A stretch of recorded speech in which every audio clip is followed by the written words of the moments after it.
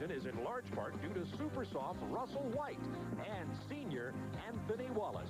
Both surpassed the 1,000-yard barrier to become the first pair of running backs in Pac-10 history to achieve that feat. The Golden Bears, with their first bowl appearance since 1979, face the Wyoming Cowboys in the Domino's Pizza Copper Bowl Classic.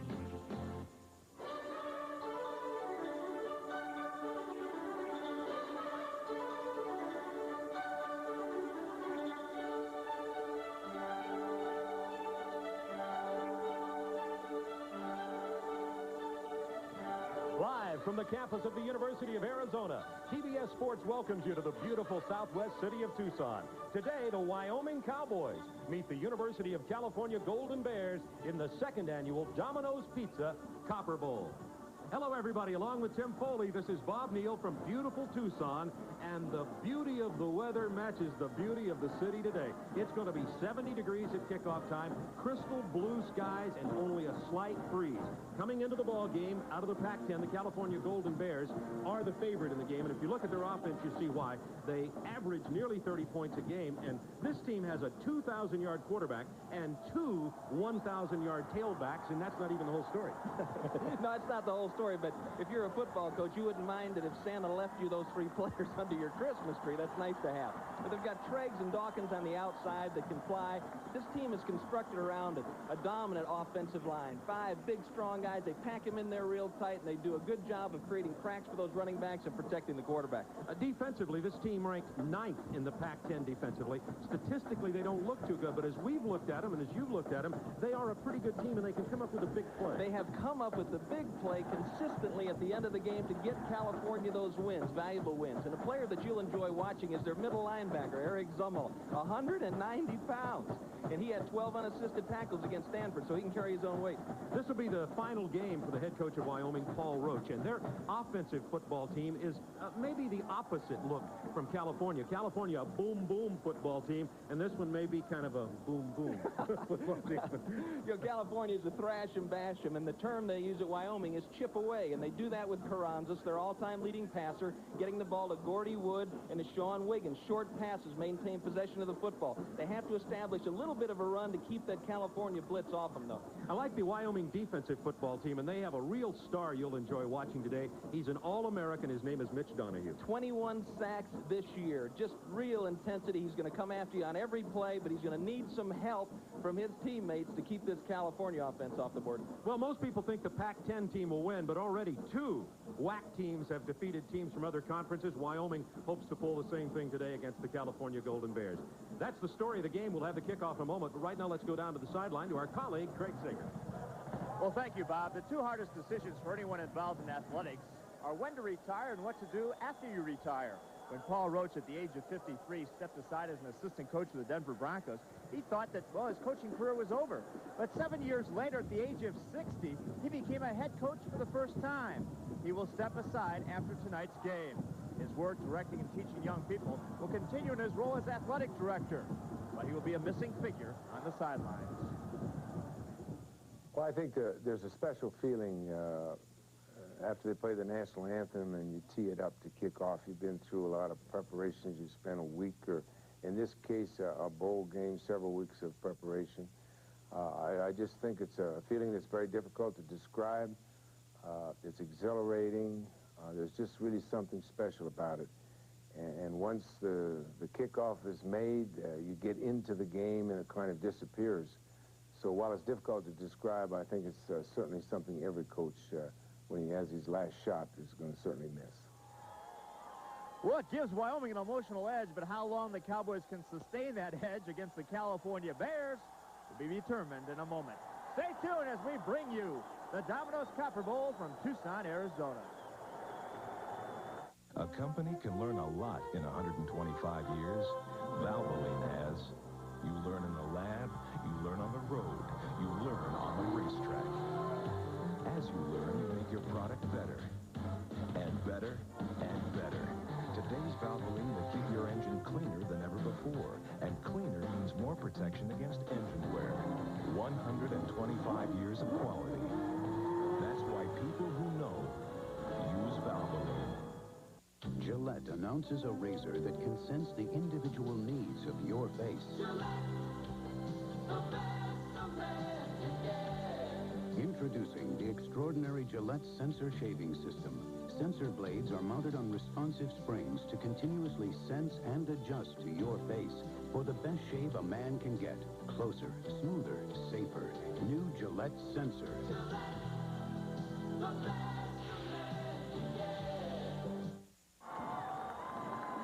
Tucson, Arizona. This is Arizona Stadium on the campus of the university here, and the Wyoming Cowboys come calling. They were 9-0 at one point in the season. They lost their last 3 games, a disappointing close, but they think they can cap off the coaching career of 63-year-old Paul Roach with an upset over the California Golden Bears today.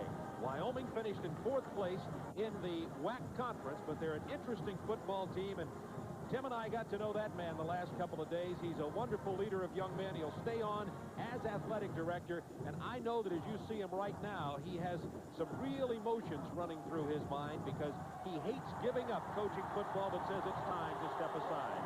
The California Golden Bears, 6-4-1, but they played 6 teams who were in the top 20 this year, and they played them mighty tough. They are led in the coaching department by Bruce Snyder, and Bruce Snyder has developed a really strong big league football program at Berkeley, California with the Golden Bears. They are favored in this game, depending on who you ask, from somewhere between 7 and 9 points. Wyoming hopes to prove otherwise.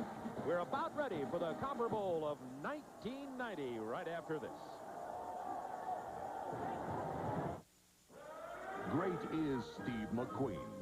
By morning, I'm going to be so far away you couldn't hear it if they were shooting me with howitzers. Great is Charles Bronson. You must get out. Great is James Garner.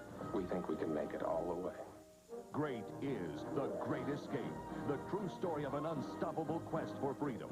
TBS proudly presents The Great Escape, 8:30 Eastern tonight. When doctors were asked which of these 2 pain relief formulas they preferred, Number 1. they chose the Goodies formula by more than 3-1 over BC's. And when people in the South Goodies. choose their #1 headache powder, Why, Goodies, of course. Goodies wins again, because Goodies has the formula most doctors preferred, and BC doesn't. Goodies. No wonder it's the South's #1 headache powder. I can't see a thing. Where are we?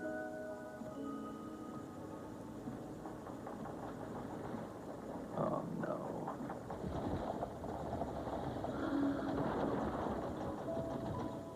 Did you remember to bring the car in?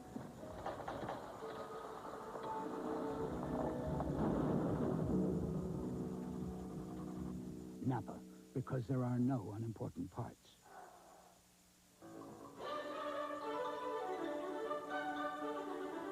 Today's Domino's Pizza Copper Bowl from Tucson, Arizona is brought to you by Domino's Pizza. Call Domino's and catch all the action. It's time for Domino's Pizza. By Georgia Pacific. Ask for Georgia Pacific building products with superior performance built in. By Hyundai. Test drive the new Sporty Scoop from Hyundai. Yes, Hyundai. And by Valvoline Motor Oil. People who know use Valvoline.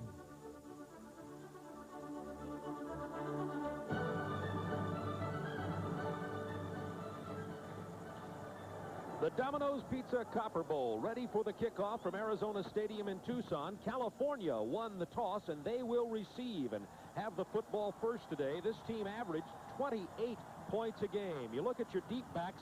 The top of your screen, number 4, is Russell White, 7th in the nation in all-purpose yardage, and Sean Dawkins, number 86, at the bottom of your screen. Dawkins averages about 18 yards per kickoff return. White, 26.2. White is really a threat. You'll enjoy watching him today. Sean Fleming, who handles both the kicking and punting duties for Wyoming, teeing the ball up for the Wyoming Cowboys here at Arizona Stadium. It's going to be 70 degrees, and if you're watching this from someplace around the United States where it's cold, you'll love it. 70 degrees, winds about 6 miles an hour, humidity really painful, about 36%, and yes, you would enjoy yourself if you were here in the stadium today. Nice sized crowd, too. The weather has helped that. The kickoff coming down, short. White to the 20, big move. White the 40-yard line and beyond. You see the explosiveness and the excellent moves from number 4, and he doesn't even start in the backfield. Mike Pawlowski is the quarterback who will lead the Cal Bears. He's thrown for more than 2,000 yards, and one reason is because of this big, experienced offensive line. Ernie Rogers, their leader there, he's a pro prospect, and he'll have his hands full today, much of the time blocking against Mitch Donahue, the All-American defensive lineman for Wyoming. It is first down and 10 at the 41-yard line. And they hand off to Anthony Wallace. He's the senior tailback who had 1,002 yards on the season. In the backfield for California, or excuse me, the defensive line for Wyoming, Mitch Donahue we talked about. He's really a defensive end, but he can play the defensive tackle spot and got moved inside due to injuries today. He'll play both ways. Pete Gosar is a force at linebacker, and Paul Wallace, the leader back there in the secondary for Wyoming. This is second down. And they'll run it again, something we'll probably see California doing a lot today. Out to the 45-yard line goes Anthony Wallace.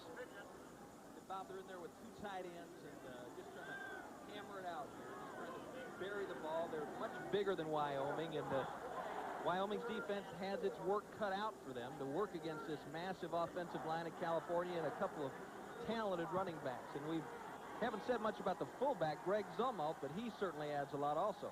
Wyoming was hoping to get Cal in 3rd down and 6 situations where they'd have to throw so they could rush the passer. They did it and stopped California on their first possession right here inside the 45-yard line. Willie Wright made the stop of Greg Zumwalt. So the Cal Golden Bears' high-powered offense doesn't get it done on the first possession. They'll have to get rid of the ball, and Robbie Keane will punt it away. That is Robert Rivers, number 24, back deep to receive for Wyoming.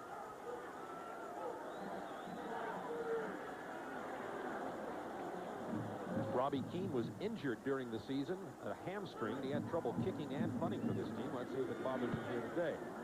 That's off a beauty. Great hang time. Rivers is going to signal fair catch, and it may be stopped inside. No, it hits into the end zone for a touchback. That was very close. It'll come out to the 20-yard line, a 55-yard punt, so it looks as though Keane's leg is all right. Tom Karantzis, number 18, is the quarterback for Wyoming. Tom Karantzis has thrown 15 touchdown passes, but 17 interceptions. This offensive line is led by Tyrone Fitchie, the left guard there. He's an excellent player. The line is better than average, but not a great offensive line, and they like to go to Gordy Wood, the tight end. 55 catches and 4 touchdowns on the year.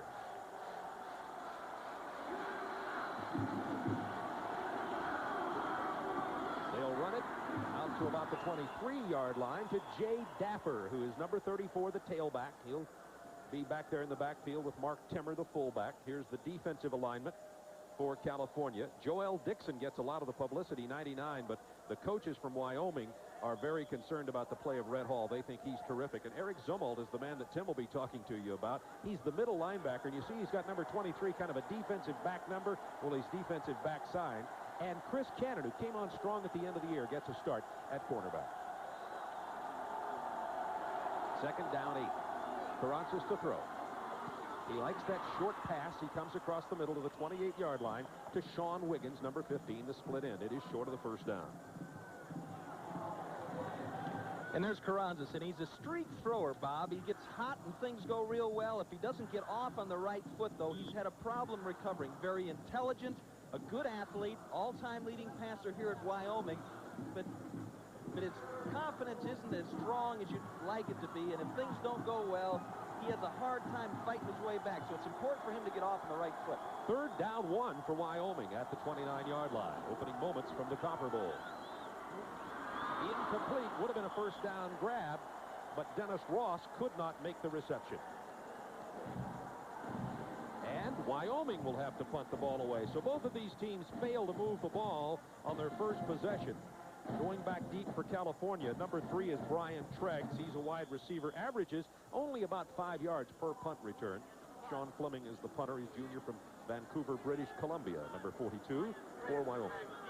Obviously, both these teams not real familiar with each other, never played before, feeling each other out on the first series of downs. Fleming with a pretty good punt. Treggs at his 37. The back backtracks a bit and is sorry for it as they haul him down at the 33-yard line. Kurt Whitehead was the man there. A 34-yard punt, a loss of 4 on the return.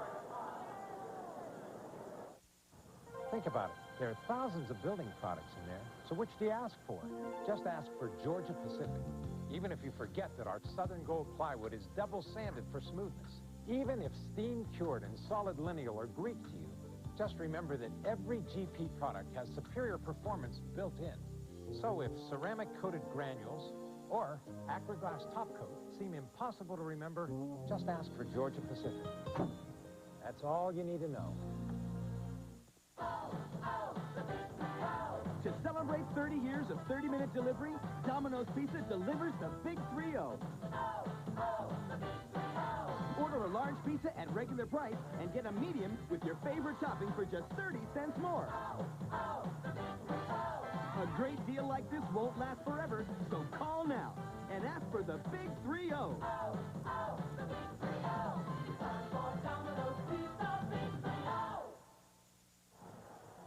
63-year-old Paul Roach in his final game as coach at Wyoming, and he's advertising an excellent broadcasting network there, TBS Sports, on his cap.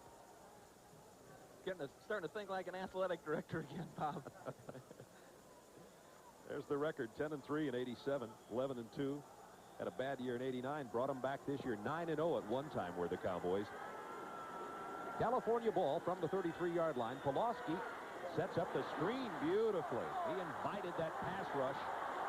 They get the ball to the 50-yard line in the hands of Greg Zumwalt, the fullback, the sophomore from Moreno Valley, California. Gain of 16 yards. Beautiful execution on the part of the Cal Golden Bears. Zumwalt is a very quiet part of this offense. In the same backfield with 2,000-yard rushers, but a great blocker and the second leading receiver on this football team, and demonstrated his receiving and running ability in that last play. So that was the first down of this ball game, and the Golden Bears out to midfield on first down. Pulaski gives it off to Wallace. Wallace about 9 yards to the 41-yard line. Wallace is 6'1", 195 pounds. He's the senior who ran for more than 1,000, and he's backed up by a sophomore. Let's watch these guys work here. Handing the ball to good block by Zumwalt there, and now Wallace does his work. Brian Mooney finally bringing him down, and just a tremendous combination, a lot of togetherness on this football team, a lot of family. They've come a long way in the last couple of years together. Second down, 1 at the 41 of Wyoming. Pulaski with the play fake. He's dangerous with this.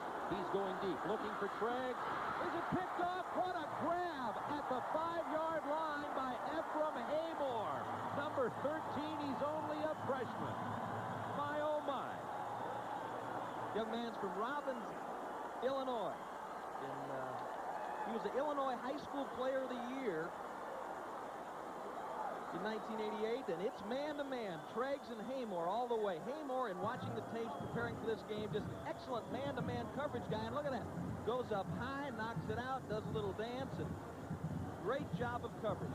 No help there. He was all alone, Bob. First interception he's had this year.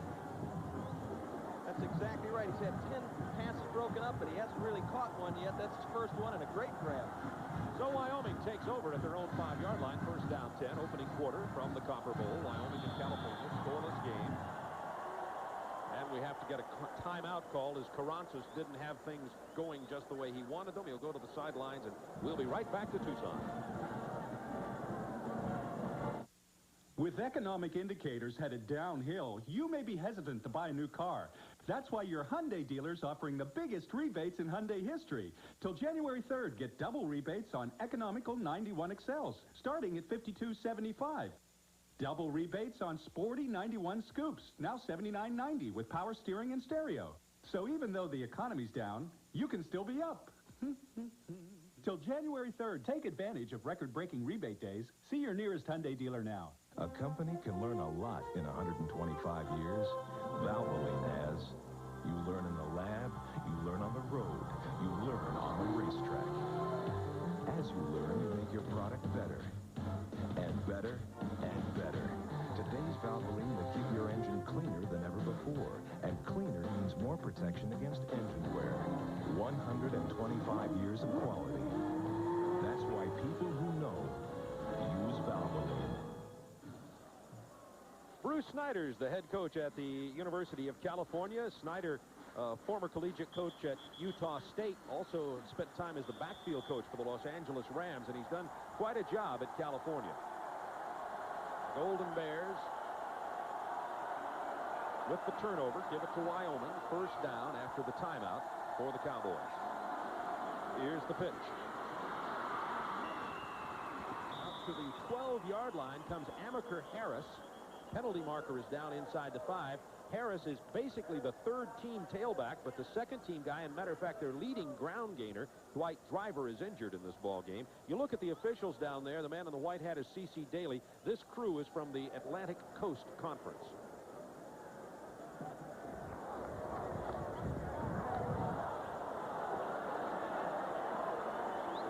We've got nullifying penalties. Flag, disregard the flag. No flag. So C.C. Daly having a little electronic problems to get started, but they say disregard the flag. They'll spot the ball at the 12-yard line. And there's Harris. You see he's just a little guy, 5'7", only 160. I'm not sure he weighs 160. Talking to Mark Tommerdahl, the offensive coordinator here at Wyoming, they timed him out here at a legitimate 4-3. You hear 4-3 40 times thrown around a lot, but I've never seen anyone in my life. And Tommerdahl said this guy's a legitimate 4-3. He can really scoot, but as you said, Bob, weighs 160 pounds. Not that hard to bring down if you can catch him. So now the single back is Mark Timmer, the fullback. Paul Roach said of his backs, really, he says, with Driver hurt, we really have blacksmith-type running backs. They're good, they're solid, but they're workmanlike. Now there's a discussion over what the penalty was and what happened here, and you see that the officials are now going to take it back and run the first down again. We got a first down. We're going to replay the down. We're just killing it. CC knows he's on national television. He'll calm down after a while and have a whole lot more poise with his announcements there. CC get a little color into that thing, right? Yeah.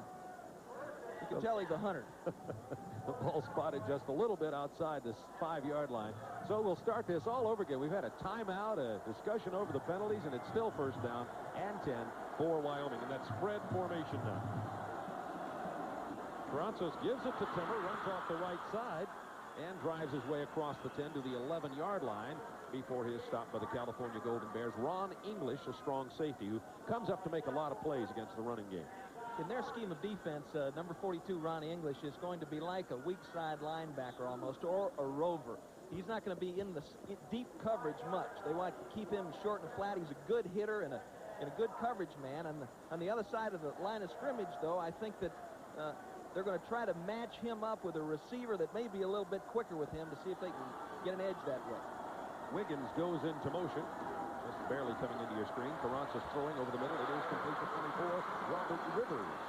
And Rivers gets it out for the first down to the 18-yard line. He was hit by Ron English. A gain of 8 yards on the play. Rivers not exactly big either. 5'9", 165. You see good protection here. A good trade-off by the offensive lineman from Wyoming. Carranza sticks it really under a California on-rusher, and Rivers is tough to knock off his feet, but Ronnie English gets there at the same time as Cornell Collier, and they do a nice job. Rivers can break the big one. They'll be trying to get it to him quick on the outside, the short throw, and the long run. First down 10 for Wyoming. Scoreless game, 9:18 to go first quarter. Here's the handoff to the single setback once again. Not much. Across the 21 goes Amaker Harris. You see how far back they drive him, but his line of gain got to about the 21-yard line. Collier, John Hardy were in on the play. Hardy's number 1. He's a senior from Pasadena. He's one of the leaders on this defense. John Hardy, he started off the season for California with a 100-yard interception return against Wisconsin that helped turn the tide in that game. And this defense has made big plays all throughout the season in the fourth quarter to solidify or preserve victories for California. See, Wyoming's been having trouble in the last 5 games scoring in the first quarter. Only 3 points in the last 5 games. Here it's second down 8. Carranzas, good protection. Had his man open in the seam out there at about the 45-yard line. Sean Wiggins, but overthrew it. Carranzas with 15 touchdowns on the year, but 17 interceptions. And one of the players down there helping up number 62, Quentin Skinner, the center for Wyoming. Skinner was honorable mention all whack, and he's really the center of that offensive line that holds things together. And originally attended the Air Force Academy, and now he's at Wyoming. I could have used his dad this last week. We were up at Steamboat Springs skiing. His dad was a ski coach at Wyoming for 7 years. I needed help. We're lucky to have you here. We could have had you on a stretcher. They had me on a stretcher earlier in the week. Quick comeback. 3rd down, 8 now for the Cowboys. Scoreless ball game. Carranza sprinting out of that pocket, throwing on the run. It is complete to number 84, Greg Brown, and they say he got enough for the first down at the 30. Hardy knocked him out of there, and let's go down to the sidelines and Craig Sager.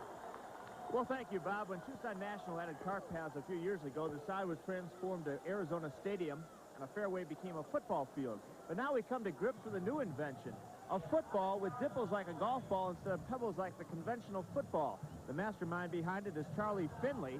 Believe it or not, it has been approved by the NCAA and is being used by the Wyoming offense.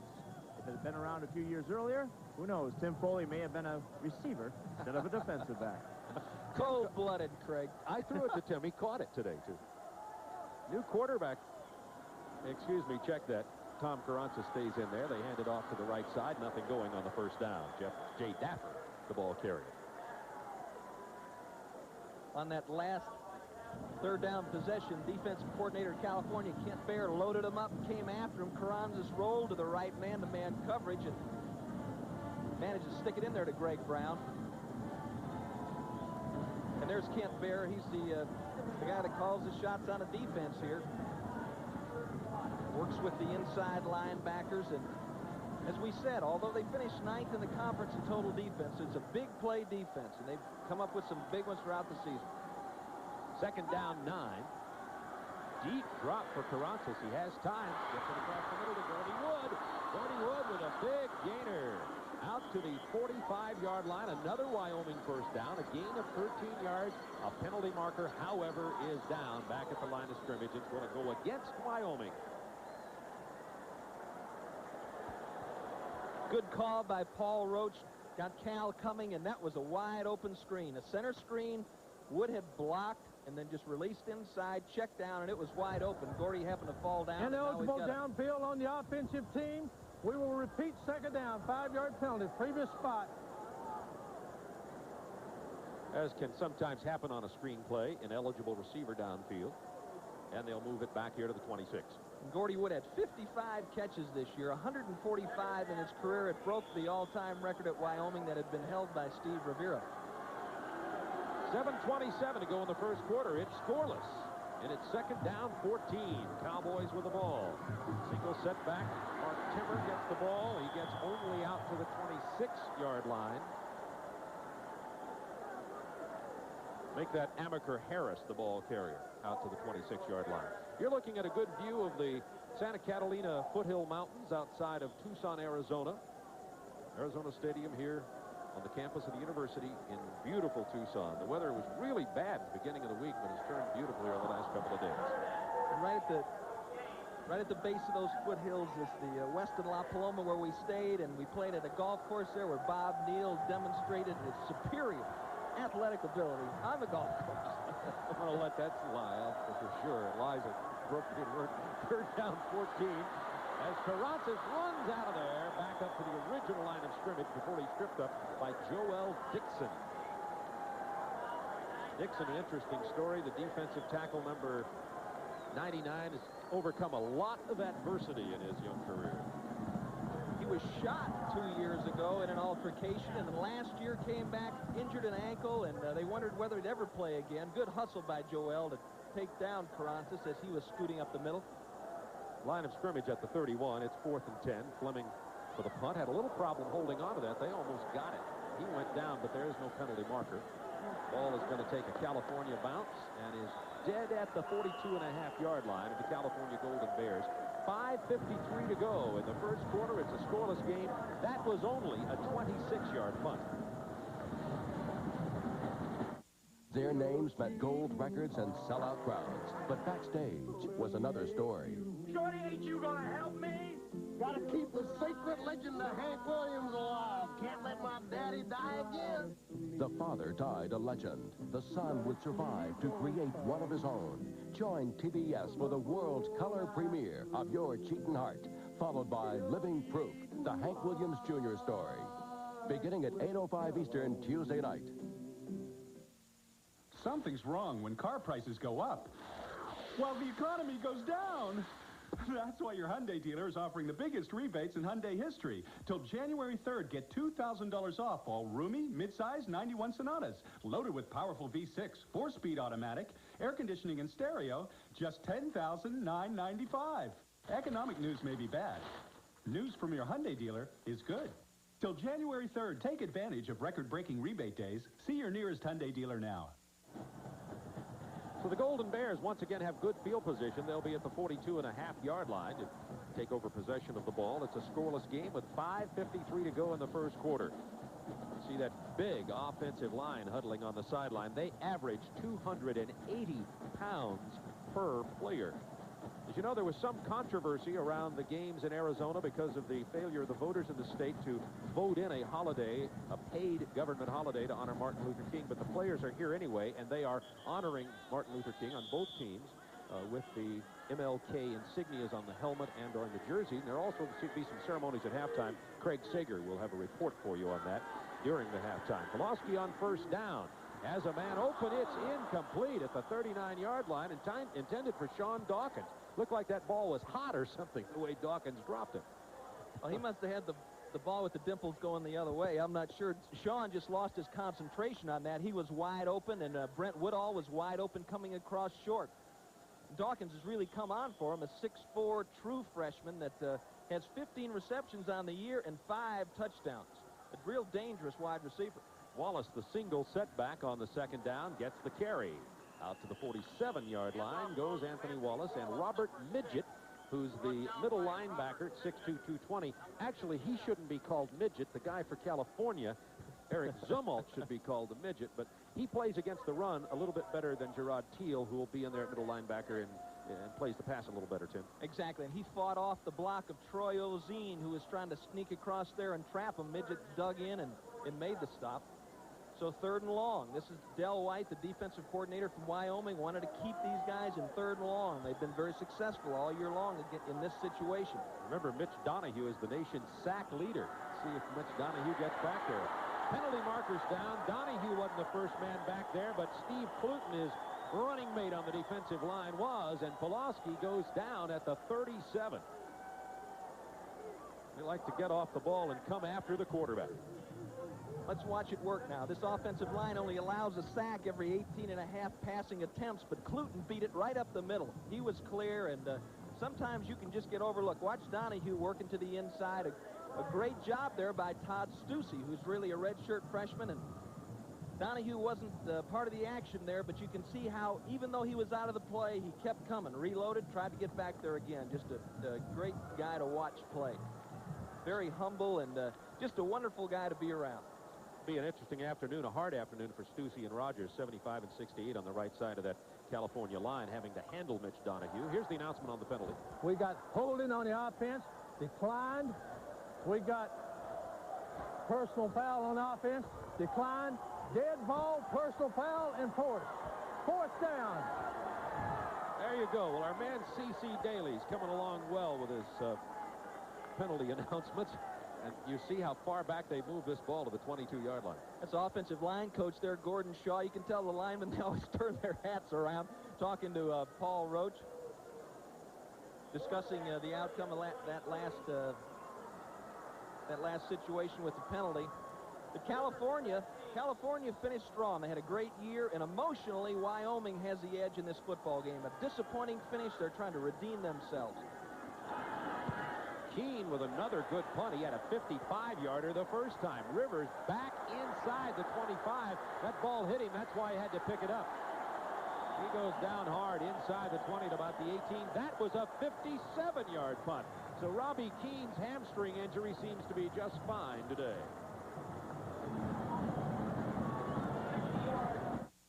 Happy New Year, everybody, from Tommy Lasorda. This is how I looked before I lost 30 pounds in 3 months with the Ultra Slim Fast plan. But look at me now. The best part isn't how good I look, but how great I feel. And you know, Ultra Slim Fast is such a healthy diet. The best resolution you can make is to lose weight with Ultra Slim Fast. If you do, I know it will be a great year for you too. Ultra Slim Fast. Give us a week. We'll take off the weight.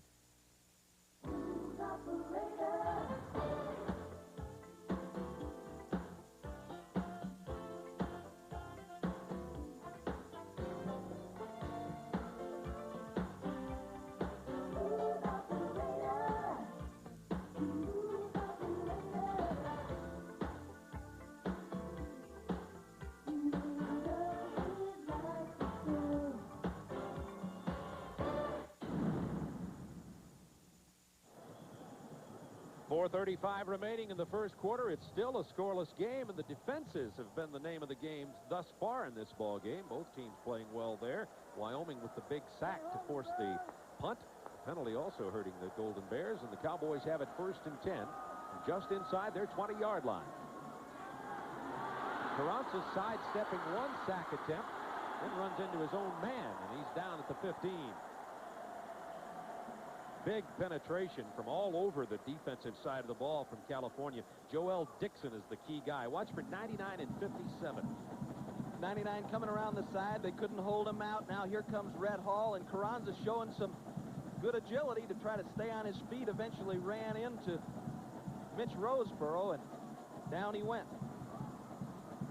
There's Red Hall. Played the last part of the season with a broken thumb, and that's really difficult for a defensive lineman who makes a living by grabbing and throwing those offensive line, but he still was a dominant force throughout the year for California. This is 2nd down 15. Carranza calls his 2nd timeout of this first half. So that's only 1 timeout remaining should the Cowboys need to use it later in the half, and Paul Roach will await his quarterback to come over to the sideline to find out. He's obviously having some problems with some decisions up there at the line of scrimmage. Paul Roach is a great teacher, and he started his coaching career at North Dakota, then went to Wyoming as an assistant for Lloyd Eaton. Very successful here. A teammate of mine played under his tutelage, a guy named Jim Kick. Later went on to be a great player for the Dolphins. Then he went to Wisconsin. He worked for John Madden at Oakland, Bart Starr for Green Bay, the offensive coordinator there, and then the offensive coordinator for Red Miller in Denver. Went to the Super Bowl in 1977, and then got a football in 1980. Came back as a coordinator for the booster program here in Wyoming, then became the AD, and then when Erickson left in '86, hired himself as the head coach. And he's got 2 WAC titles to show for it, 3 bowl appearances, and any parent that had their son associated with that man for any length of time, that young man's going to be better off for the experience. We have 3 minutes, 48 seconds to go. In the first quarter, it's a scoreless ball game. After the timeout, Carranza's back out there for the 2nd down 15. Mark Temmer, the single setback. 3 wideouts and a tight end. A good receiver is Gordy Wood, number 95, the tight end. The 2nd down 15. Now we've got another pre-snap adjustment made by Wyoming. It's complete out at the 23-yard line. It was intended for Sean Wiggins. And that's the benefit of having a 190-pound middle linebacker. Zumwalt has shifted out. Eric Zumwalt has shifted out and lined up on Sean Wiggins, who caught 51 for Wyoming this year. A good little receiver. Zumwalt right there. If the ball had been thrown properly, it might have been intercepted for a touchdown. So it's 3rd down 15 now. Zumwalt, a true freshman. They just started using him on nickel situations, Bob, and he ended up playing better than anybody else, so he became the full-timer. Dick Butkus, he's not in terms of his physical ability, but he can sure move around quickly. So can the defensive penetration of California. Joel Dixon is back there again. Carranza's down inside the 15 this time, and the Golden Bear Rooters have something to cheer about. Carranza's rolling to his left. Never really had a chance to set up and look downfield. Rod Marinelli, the line coach at Cal's, got to be happy with the way his guys are playing up front. Fleming right on the goal line. And Fleming doesn't get off a very good punt. Treggs is back. It does take a Wyoming bounce, however. It's going to get out here to about the 47-yard line, and I'd said that it was Earlier, Keene with a hamstring. Actually, Fleming is the man with the sore leg, and you can see that it is affecting still his punting. NBA action returns to TNT this week. Wednesday, the rejuvenated Boston Celtics host Patrick Ewing and the New York Knicks. Friday night, David Robinson and the sizzling San Antonio Spurs travel to the Meadowlands, meet Derek Coleman and the Nets. Both games at 8 o'clock Eastern Time on our sister network, TNT. Well, the field position slowly but surely shifting deeper and deeper into Wyoming territory. As Pulaski brings his troops out. He's 2 for 4 for 16 yards and an interception thus far. And here's the first appearance of the day of the sophomore sensation, Russell White. And he is welcomed to the game by Brian Mooney, a loss on the play. Loss of 6, as a matter of fact. Good read by Brian Mooney, who jumped right up there from his strong safety position. You're going to see a couple of guards pulling here for California. They do a wonderful job, but they get cut down. Don't really get to knock anybody out of there, and Mooney hitting it right away. A fifth-year guy that's come up and played exceptionally well for Wyoming this year. A good leader, intelligent defensive back. And White lift off the field. Wallace goes back in. He'll get the carry on the right side, number 6.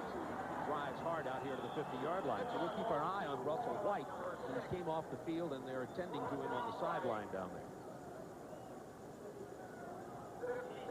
And it has been an interesting experience for Bruce Schneider all year long with White and Wallace. You got 2 great running backs, and he alternates them kind of when he feels like it's time to make the move. And he said they have just done a tremendous job working together. No jealousy, no envy, you know, both cheering each other on. It's just been a great example of teamwork.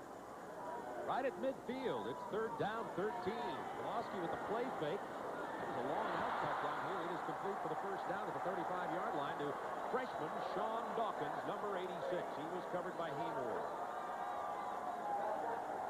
That play fake is a tough call when you've got great running backs.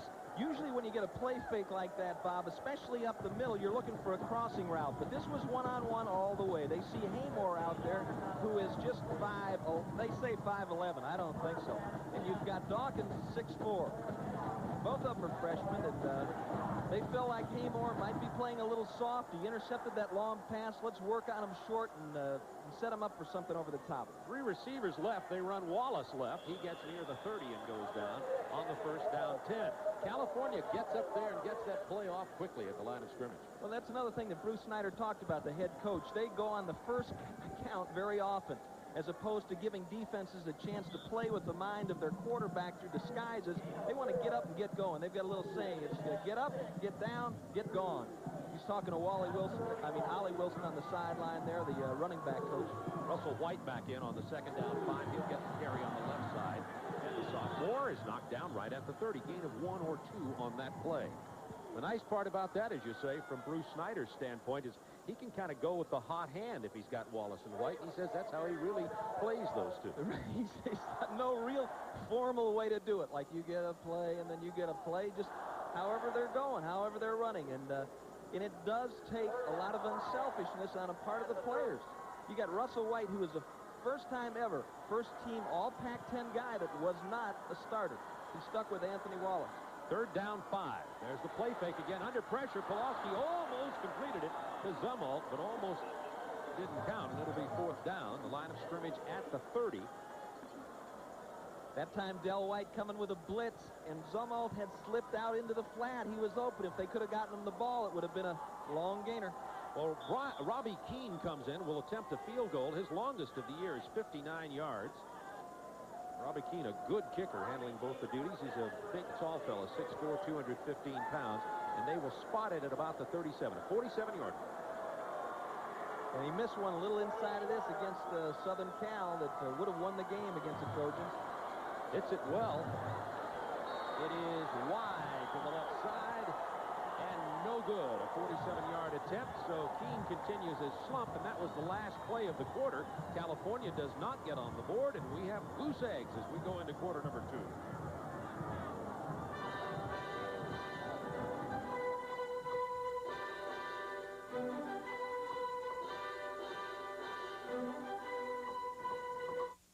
Escape this winter to the Westin La Paloma, Tucson. Nestled in the foothills of the Santa Catalina Mountains, the Westin La Paloma is a luxury total destination resort. Stargaze from your private balcony, laze away the day at the swim-up bar and grill, or put it in play on the resort's 27-hole Jack Nicklaus signature golf course. The choice is yours, and there are many more. Why not fly high above the Sonoran Desert in a hot air balloon? Enjoy a day of personal pampering and an evening filled with dining pleasures. It all awaits you at the Westin La Paloma, Tucson, the Southwest premier resort experience. The Domino's Pizza Copper Bowl is brought to you by Ultra Slim Fast, a delicious, healthy way to lose weight.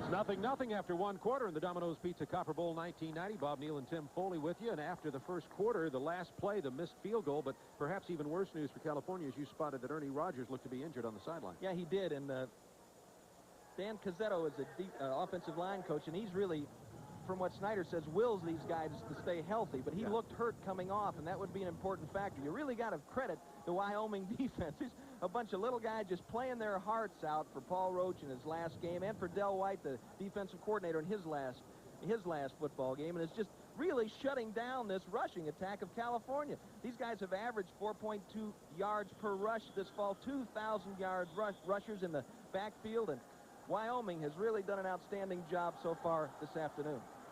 Carranzas is 3 out of 6 for only 25 yards. He's been under pressure most of the day. This time he hands it off to Timmer.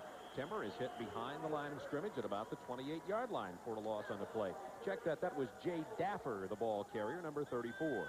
And Castle Redmond fired at a gap that time, and there's a guy that's fought injuries throughout his career. He's had knees and shoulders and elbows and ankles and everything, and just has fought to keep it together this year. He's the only full-size linebacker they really have at 6'4", 230 pounds. Second down, 11. Dapper, the single setback. Short drop for Carranzas. It all caves in on him at the 26. The defensive line for California just surged right into the backfield. John Belli led him up the middle. Ron English was there, too. Kent Baer, the defensive coordinator of California, said he's going to try some pressure. You see English coming and Dixon coming, and they just, as you mentioned, Bob, it just kind of caves in around Carranzas. In watching tapes in preparation for the game, as you see Kent Baer there on the sideline that liked the results of that last play, it seemed that Wyoming had some problem with pressure. And if California will keep coming with it, if they get those kind of results, here they come again. Carranzas trying to get back out of there. He finds his way out, has a little running room, and dives short of the first down. He needed one more step, I think, to get the first down. He needed to cross the 40. I think they're going to spot it shy of the 40. Gain of 13, though. And again, the protection kind of caves in. You see English taking it inside, fighting upfield. Now you can see Eric Zumwalt get a shot right there, and he misses. Carranzas takes it upfield, and he isn't a slider, so he's going to try to get it in there for the first time down. And you're right, Bob, falls a little short, and let's see what Wyoming decides to do. Tommy Carranzas, the all-time leading passer for the Wyoming Cowboys. Fourth down. And they're going to go for it.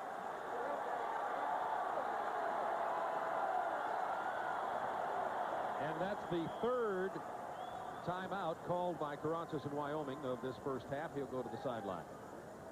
And that was not a planned timeout, that's for sure. Paul Roach energetically addressing Gordon Shaw, the offensive line coach, asking what the problem was. And you know, sometimes if you give a young man too much to look at, it's confusing him, especially when he's as intelligent as Carranzo. Sometimes you can see things that aren't there. Let's go down to Craig Sager on the sideline. Well, thank you, Tim. He may not be the most famous alum from the University of California, but to our viewing audience, he probably is. Kevin Johnson from the Phoenix Suns. At practice this morning, came down to see your alma mater. Definitely a big play here, 4th and 1, so hopefully we can get a stop. You had a chance to follow the team much as you travel in the NBA? Oh, definitely. I mean, you never lose touch of where you come from, man. I think they've had a very good season thus far, and we follow them all the way. You have a big, big road trip coming up. You also have a big addition to the team, Xavier McDaniel, as you head to the East Coast. What can we expect from the Phoenix Suns now as we approach the new year? I think our goal is just to continue to improve as the season goes along, and Xavier's been a great addition to the team, and I think that we want to be the first team maybe to beat Milwaukee at home. That'll be exciting. You guys will give us a lot of highlight and airtime if we beat them. We have a big feature coming up at halftime on the Dr. King festivities. What's your feeling? Well, I really supported Cal coming to the Copper Bowl as long as they did something to protest, and they wore the helmet, a little patch on the helmets, and that was enough for me. All right, KJ, thanks for being with us. Back to you, Bob. It's 4th down and 1. Wyoming going for it. Here's the handoff. It doesn't get there. Mark Kemmer is stopped at the 39-yard line. Cornell Collier led the way for the Golden Bears, so Kevin Johnson will be cheering right now as his Bears did get, as Kevin used an NBA term, a stop on the play. And when Wyoming needs it, they go to the left. Tyrone Fitchie on left guard, Mitch Roseborough on the left tackle, but just an excellent job of penetration by California defense. That's Cornell Collier, who cracked down from his outside linebacker position, and they're excited about that. California will take it over inside the 40-yard line of Wyoming. 1st down 10. This game is scoreless with 12:48 to go in the first half. Hand off to Russell White, right side. He gets inside the 38-yard line. Robert Midget made the stop. Cal been throwing the ball to the right. One of the reasons is they've got a diminutive Ephraim Haymore on that side. The other reason is playing the defensive right corner for Wyoming is Paul Wallace, who is one of the finest defensive backs to ever play in the WAC. All WAC, just as a sophomore, started every game last year, and just a tremendous performance. See the excellent field position California's had. Pulaski to throw. Across the middle, it is complete. For the 1st down, to the 25 goes Brett Woodall, the tight end. Gain of 11 on the play. Paul Wallace came up to make the stop for Wyoming. You see Brent Woodall now. He started the last 7 games. Good job of protection. Donahue fighting up around the outside, but Woodall started the last 7 games when Anthony Granderson went down. And he caught 15 passes in the last 7 games. There you see Paul Wallace, first-team All-WAC. Started 21 of 22 games since he's been to Wyoming. 1st down 10 at the 25. Double tight ends for the Golden Bears. Pulaski all day to throw. Treg wide open. Touchdown, California.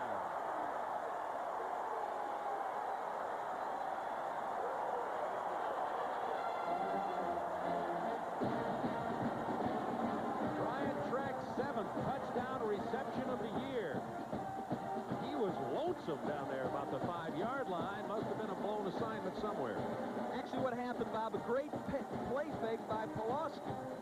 And as you said, a lot of time to throw the ball. He ran a post corner route, and he lost Wallace on a post. Wallace went down on the turf, and that's what made him look so wide open.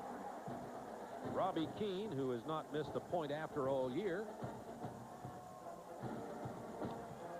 continues his string, and it's 7-0. California with 11:43 remaining in the first half from Tucson.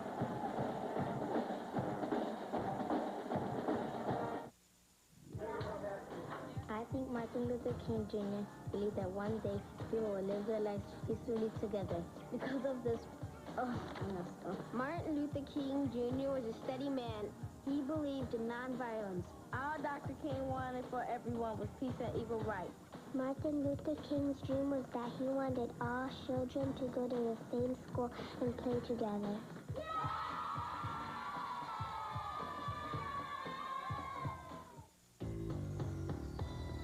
For over 50 years, this symbol has stood for speed, power, and grace. And from 1991, the most technically advanced Jaguar sedans ever built proudly carry this tradition forward. The legendary Jaguar sedans from $39,900. Jaguar, a blending of art and machine. For the name of your nearest Jaguar dealer, call toll-free. 11:43 to go in the half when the first score came, and it was Pulaski to Brian Treggs. And Treggs leads the Golden Bears in receiving. You see him in the circle. He's going to come down, do a little move to the inside. You see Wallace lose his footing, and then Treggs breaks it, pops it back out to the outside. There goes Wallace. Pulaski delivers the ball, plenty of time, makes the catch, and he's in there. That's the Big Mike, the tough guy, leader, quarterback of this Cal offense, and he throws it in there to Treggs, and that's 24 games in a row that Treggs has had a catch.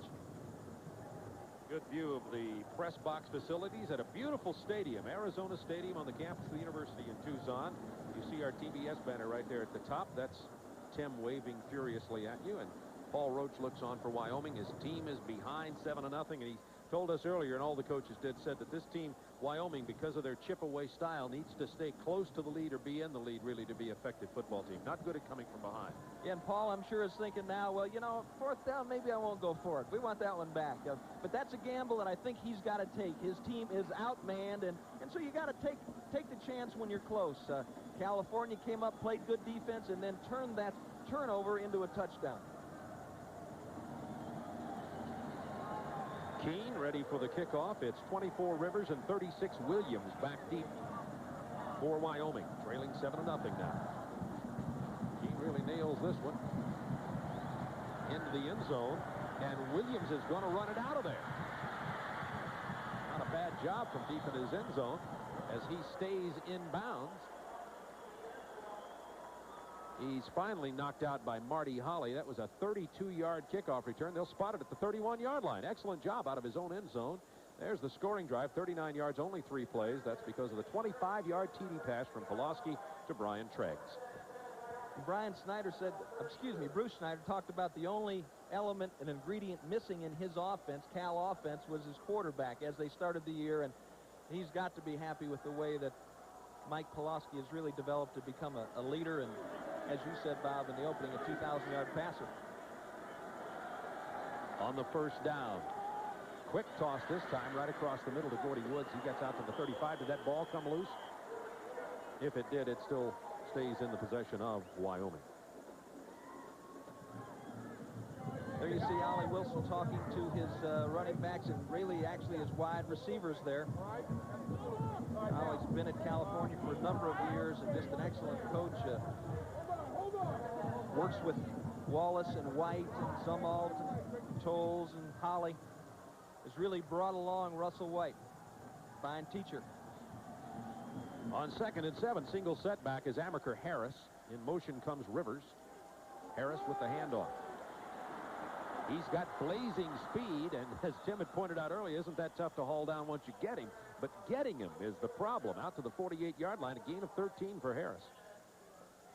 They really need him because neither Daffer nor Timmer have the breakaway speed, and the other breakaway tailback, Dwight Driver, is injured. Let's watch Gordy Wood. You know, they say he's not that great of a blocker, but he gets in Joel Dixon's way enough to bring him to the ground, and that time California again coming on the blitz. Boom, they're upfield, and all of a sudden the Scatbacks got it on the outside. Good job by Chris Cannon making the tackle.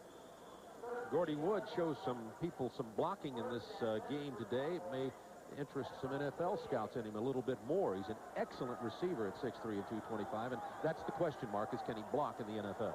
Right, and he's fearless coming across the middle. He'll lay his body out and just does a fine job of concentrating on the ball. Uh-oh. Harris almost lost it. Couldn't turn the corner. Got to the 50 and was hauled down by David Wilson, the leader in that California secondary. Shows you he has the speed, too, out there in the corner, number 25. Wilson came up with some big plays for Cal all year long on the corner, and when Ray Sanders went down at free safety, they slid Wilson inside and put Chris Cannon on the corner. And he had a big interception against USC that led to the tying touchdown in that game, and 4 passes broken up against USC. Fine leader. You see that Wyoming started out really moving the ball, struggled toward the end of the year, and they're really struggling moving it against the Cal defense today. Here comes that pressure again. Over the middle, they've got single coverage. Diving grab by number 15, Sean Wiggins. They say it came loose. It's incomplete. Oh, my, what an attempt by Sean Wiggins down there at the inside the 20. Out of Oak Lawn, Illinois, little Sean Wiggins, a senior playing his last game for Wyoming, stretches out, and you've seen him make catches like that if you've watched Wyoming for any length of time. And here comes Cal again. They're not taking the pressure off. They're keeping the pedal down. Carranza laid it out there just a hair too long. 3rd and 9. Wyoming only 1 out of 5 on 3rd down conversions today. Carranza has to pull it down. Still looking. Now he's going to have to just tuck it in. Hard, he's knocked down at the 48-yard line, short of the first down. That was Zumwalt, the middle linebacker, who came over and got the lick on it. Game of close, but not quite for Wyoming offensively thus far in the game. And they'll have to bring Fleming back in here to punt it again. A great job of coverage there by Chris Cannon on Tim Mara. That's who they wanted. They were running that little curl in the slot, and Cannon jumped the ball and jumped the receiver. Didn't give Carranza an opportunity to throw it in there. Twin safeties are back for California as Fleming, who's only averaging 33 yards a punt in this game, doesn't get a real good one off this time either. They struggle with it. It comes loose down at the 17-yard line. Let's see who came up with the ball. California held on to it. Anthony Randolph couldn't hold it, but then he fell on it at about the 17, and that's where the Golden Bears will have it. All right, here we go, here we go. Fluids. Minerals. Energy. In the heat of the game, nothing puts it back like Gatorade.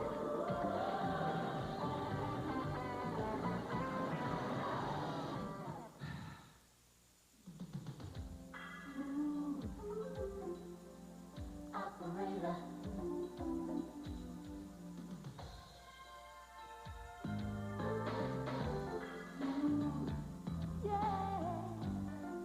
Operator.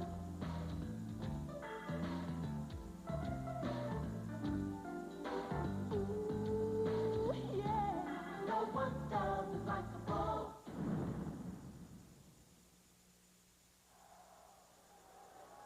Well, you're looking at Joe Kapp in 1982. He just can't believe it. John Elway led Stanford Cardinal. Had just kicked a field goal to take a 1-point lead with 4 seconds left. Then the incredible happened. Here it is. That is Moan. He pitches it after Rogers. That's going to take care of the clock, so they got to score here. This is Garner. My goodness, Rogers is still alive. Stanford players on the field. Oh, what's going on here? Markers down. This is incredible. Moan is going to score. They signal touchdown. This is the most incredible finish I have ever seen in a football game. California has won it. What a finish to that ball game. The band made the closest thing to making a tackle. That play covered 55 yards. This is from Hal Gleeman. The truck took 22 seconds. What a finish. On the first down and 10. Out to the 20 goes Russell White. Gain of about 3.5 on the play for the Golden Bears, leading 7-0. 9:28 remaining in the first half from Tucson, Arizona.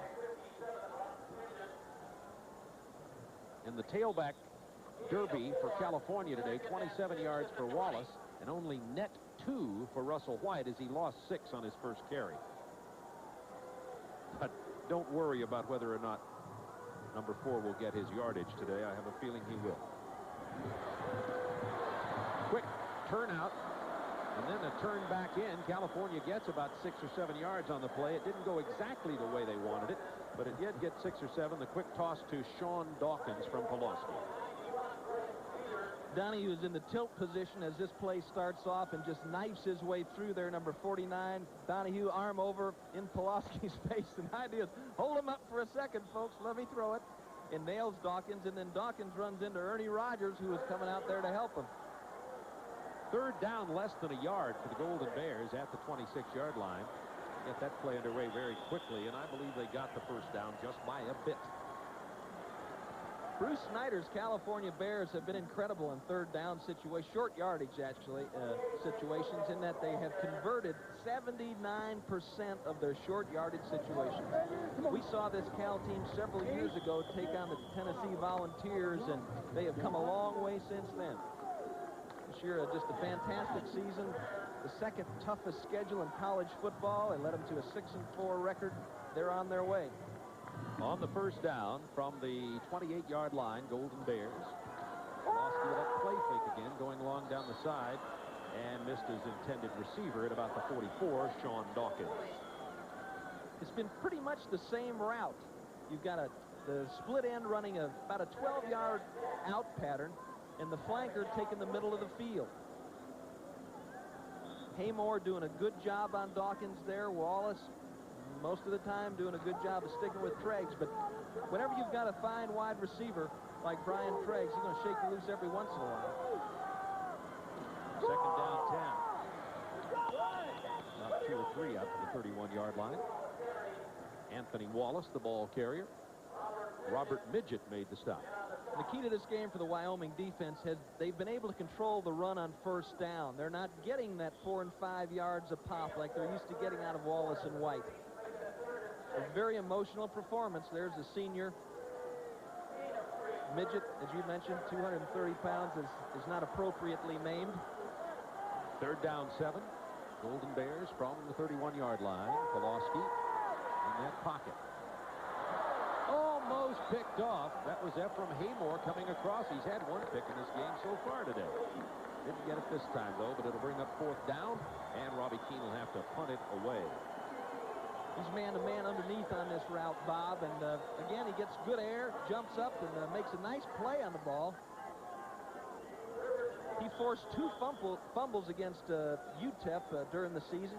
He's an aggressive kid, runs well, and Butterfield, the defensive backfield coach here, a former All-American at Nebraska, really likes him, David Butterfield. Robert Rivers is back to take the Robbie Keene punt. Didn't get off as good a one this time. He had some big ones earlier. Does get a California bounce, however. And it's going to roll dead at about the 34-yard line of Wyoming, trailing 7-0 in the game with 7:11 remaining in the first half. Every New Year's Day, you're bowled over with bowl games. So TBS has just what you need. As a matter of fact, we're not even going to say anything that even sounds like a bowl. First, at 10:05 Eastern, those unforgettable castaways are back. Then Steve Martin is certifiable as the jerk.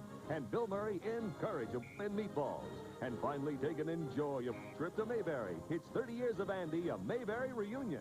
New Year's Day is no bowl. Oops, no day, beginning at 10:05 Eastern on TBS. Yeah, I sure can. We have just about hourly flights here. 6th of October, United flight number 725. Sure, I'll be happy. I'll help you with that. And your flight number? Arriving in Tokyo at 5:10 p.m. Both animals are also confirmed. You're welcome. Thanks for calling. Business class. But I think you're In a world fraught with phone frustration, people who fly come to learn of a singular exception, where wishes are granted with efficiency and grace. Delafria Stokowitsky? Is that with an I or a Y? United Airlines. Come fly the friendly skies. Now, you are talking cowboy country here in Tucson, the Santa Catalina Mountains. That's where Bob and I we walked to the top of that mountain every morning before breakfast. It's part of our fitness program. You know, it was amazing, and Tim was rarely out of breath on this little ride. That's the campus, the University of Arizona. Or was it walking to breakfast that got us out of breath? Nice-sized crowd here. They were worried about the attendance of this ball game because it's a second-year bowl, and of course, Arizona and California, California and Wyoming not expected to bring a whole lot of folks to the ball game, but because of the weather and the publicity around this area, they've drawn a good crowd at Arizona Stadium in the Young Bowl, and they're very happy to have the Domino's Pizza folks as financial sponsors too, which will help keep this bowl game rolling. Carranzas. Bad throw across the middle. And now's the time to start asking what, Tim, I always go to you for the tough questions. What's Wyoming going to do to get anything going offensively here? First, let's look at the score. 17-16 Michigan State in the John Hancock Bowl. What do you think they're going to get done? Well, they got to, first of all, they've got to stop the penetration by California's defensive line. California had a lot of success blitzing. They haven't been a blitz team in the past. Only 17% all year long blitzes. But when they played San Jose State, they blitzed 30% of the time. They like blitzing the one-back set, and so far, they're going to keep doing what they're doing. Handed off to Dapper. He gets about 3 yards across the 36-yard line. You know, there's a couple of routes that you run against the blitz. One is running a back in a flat and bringing the split receiver in on what they call an eye pattern or a smash pattern. And the other thing that you can do is quick trap it, like they tried to do it there with Dapper. But understand, Bob, they're operating at a disadvantage without Dwight Driver, who is their... Well, Dapper's what Paul Roach referred to him as a blacksmith. You remember? You know, Driver can fly, and he's not healthy and not in the game today. 3rd down 7 from the 36-yard line. Carrancis, little time this time. Penalty markers are down, as is the receiver at the 40-yard line, Sean Wiggins. He was hit hard by Chris Cannon. Penalty marker back there in the California secondary, however. ACC officials today.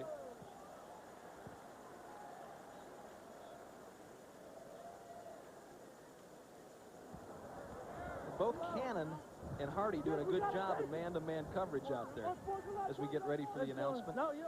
Is that a fake announcement? That was, he faked left and went right. Here's C.C. Daly. Is the official still worrying about what to call here? 6:22 to go in the first half. 4th down. We have unsportsmanlike against the offensive team. 12 men leaving the huddle. Penalties declined. 4th down. You heard it. And they'll punt the ball away. 7-0. California leading in the game. 6:22 to go in the half. Fleming, who's been struggling punting the ball today, averaging 33 yards, averaging 31 yards a punt. He's the man with the sore hamstring.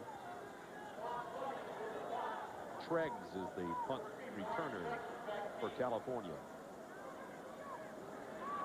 And they're going to fake it, and here comes Fleming. He runs for the first down and a whole lot more. Needs a block, cut back inside, and is down to the 30-yard line. Sore leg and all. A gain of 29 and the first down, Wyoming. But throughout his career at Wyoming, he's consistently been given the green light if he sees it to take it. He did it at Arkansas State, and it turned in to be a big play in that game. And Cal not paying attention. Whoever was responsible did not take their assignment, and Fleming saw it, took it upfield. He hasn't been kicking very well, but his running is pretty good. Coming into today, he had 4 rushes for 61 yards. 29 on that, but in Wyoming now with some action going here. I asked you what they were going to do to get going. That would have been my last guess. Here's Amaker Harris, stopped at the line of scrimmage. Cornell Collier came up to make the play. So the biggest gainer of the day for Wyoming comes from their punter, Sean Fleming. They're going to have to try to get something else going. And you can bet that Kent Baird, Ron Barrett, and Donnie Henderson, and Phil Snow, the defensive coach in California, are very happy with the way their defense is playing. These guys really are lighting it up right now. Wyoming's have a hard time finding the combination to track this dude. On the 2nd down 10. Looking for Wiggins. Incomplete in the end zone. Outstanding coverage down there in the end zone. David Wilson right with Sean Wiggins. There you see Fleming. He's thinking about it. Now he just takes off upfield. Yahoo! Looked like Darrell Brown was responsible for containment, number 13. But, you know, some of those guys up front got to turn around every once in a while, take a peek. Good effort by Sean Fleming. Good long strides there, too. Looked like a runner, not a punter. That had to surprise you, Tim Foley. Yeah. Told you the kicking game was going to play a role in this game. 4 wide receivers in there now. Gordy Wood out. On the 3rd down 10. Here comes the pressure. Francis gets rid of it somehow. It is complete. At the 8-yard line to Sean Wiggins, who made a near grab on a spectacular play earlier. Holds on to this one. Now hold it. There's a penalty marker down. This may wipe out this play by Sean Wiggins. Oh, mercy. That was a beautiful play. It was, and a beautiful throw by Tom Carrancis. under some great pressure. Holding, offense, previous spot foul, repeat third down.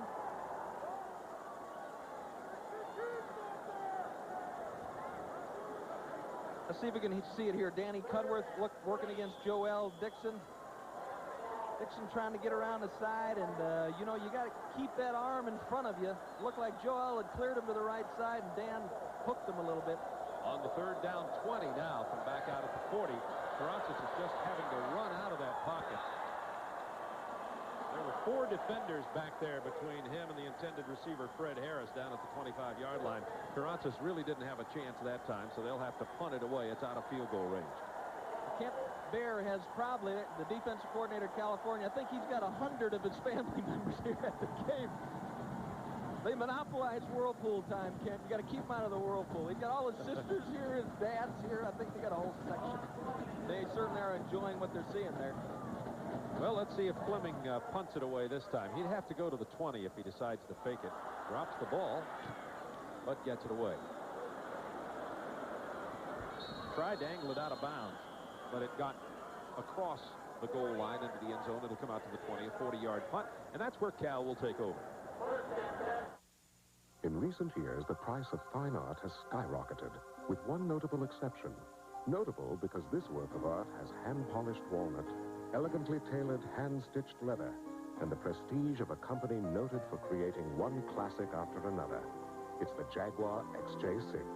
At $39,900, this is a work of art that will truly move you. Jaguar, a blending of art and machine. For the name of your nearest Jaguar dealer, call toll-free. After the twins, with the help of the Abdominizer and sensible eating, I'm back in shape. I'll bet it's been 10 years since I felt comfortable doing sit-ups. The Abdominizer cradles the lower back and pelvis safely while carefully cushioning the tailbone. My stomach is actually firmer now than when I was 29. It lets you rock your way to a firmer stomach. It's the best piece of equipment anybody could buy for the price. Get Abdominized. Call our toll-free number today. California on a Pulaski to Brian Tregg's touchdown pass leads 7-0. 4 minutes, 36 seconds remaining until halftime, which time we'll have a roundup of all the bowl activities with Craig Sager. He also has a report on the Martin Luther King vote among the teams to come to this game, and you are familiar, I'm sure, with much of the background surrounding that, and a look at the Copper Bowl festivities here in Tucson all week. Bruce Snyder told us his team enjoyed coming here very much, had a good time this week. Beautiful part of the country. Pulaski on first down 10. It's Holly in motion, then pitches out here to Wallace, who's out to the 24-yard line. Marty Holly was in the backfield with Anthony Wallace. Wallace a little slow to get up. Willie Wright out there, along with Robert Midget. Good pursuit. They just really haven't been able to crack it loose. Let's hope that young man's okay. He was voted, Anthony Wallace, number 6, was voted the most valuable player on this Cal team by his teammates.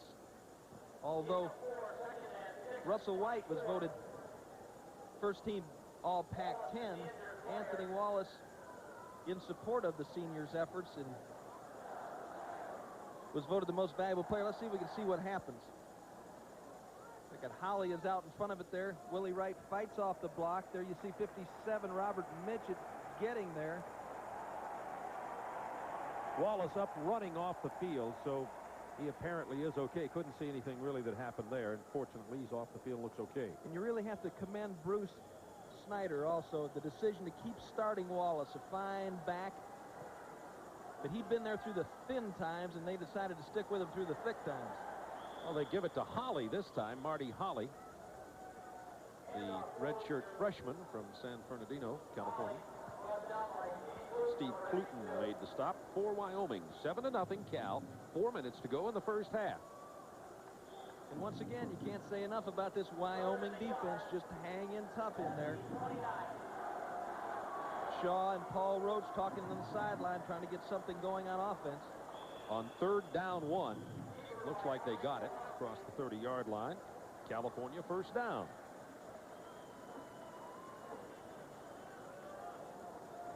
But the tailback position for this Cal team over the season had averaged 182 yards a game, if you count both the yardage between both those tailbacks and the fullback.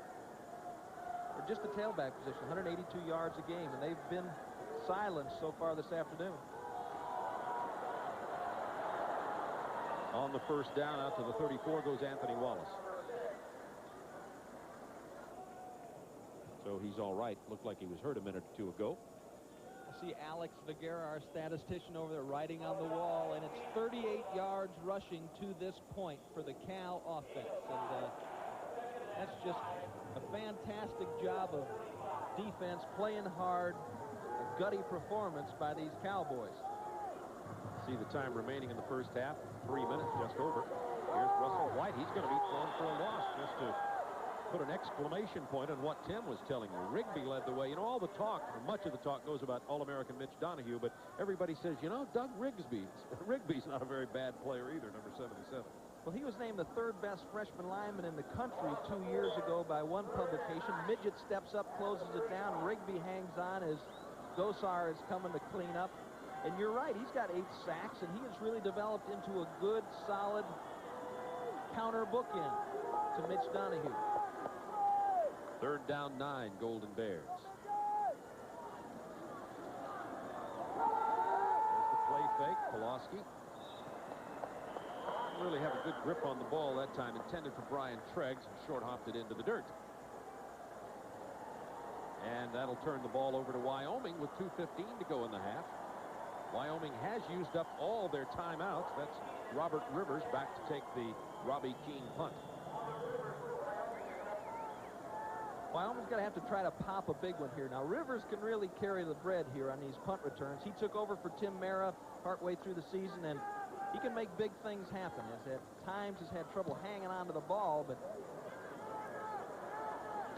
Rivers with a fair catch at the 30.5-yard line with 2:08 to go in the first half of play. A punt of 38 yards from Keene, and Wyoming will try to get something started now. TBS Sports is proud to begin our association with the PGA Tour, which will begin with the Hawaiian Open January 17th through the 20th. We'll have exclusive live primetime coverage each evening here on TBS. It'll be my good fortune to host that coverage for you. Tim, I'll say hello to everybody out in Hawaii, all your friends.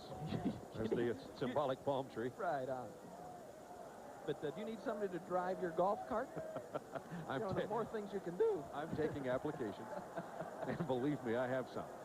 On first down 10 from the 31-yard line, Wyoming.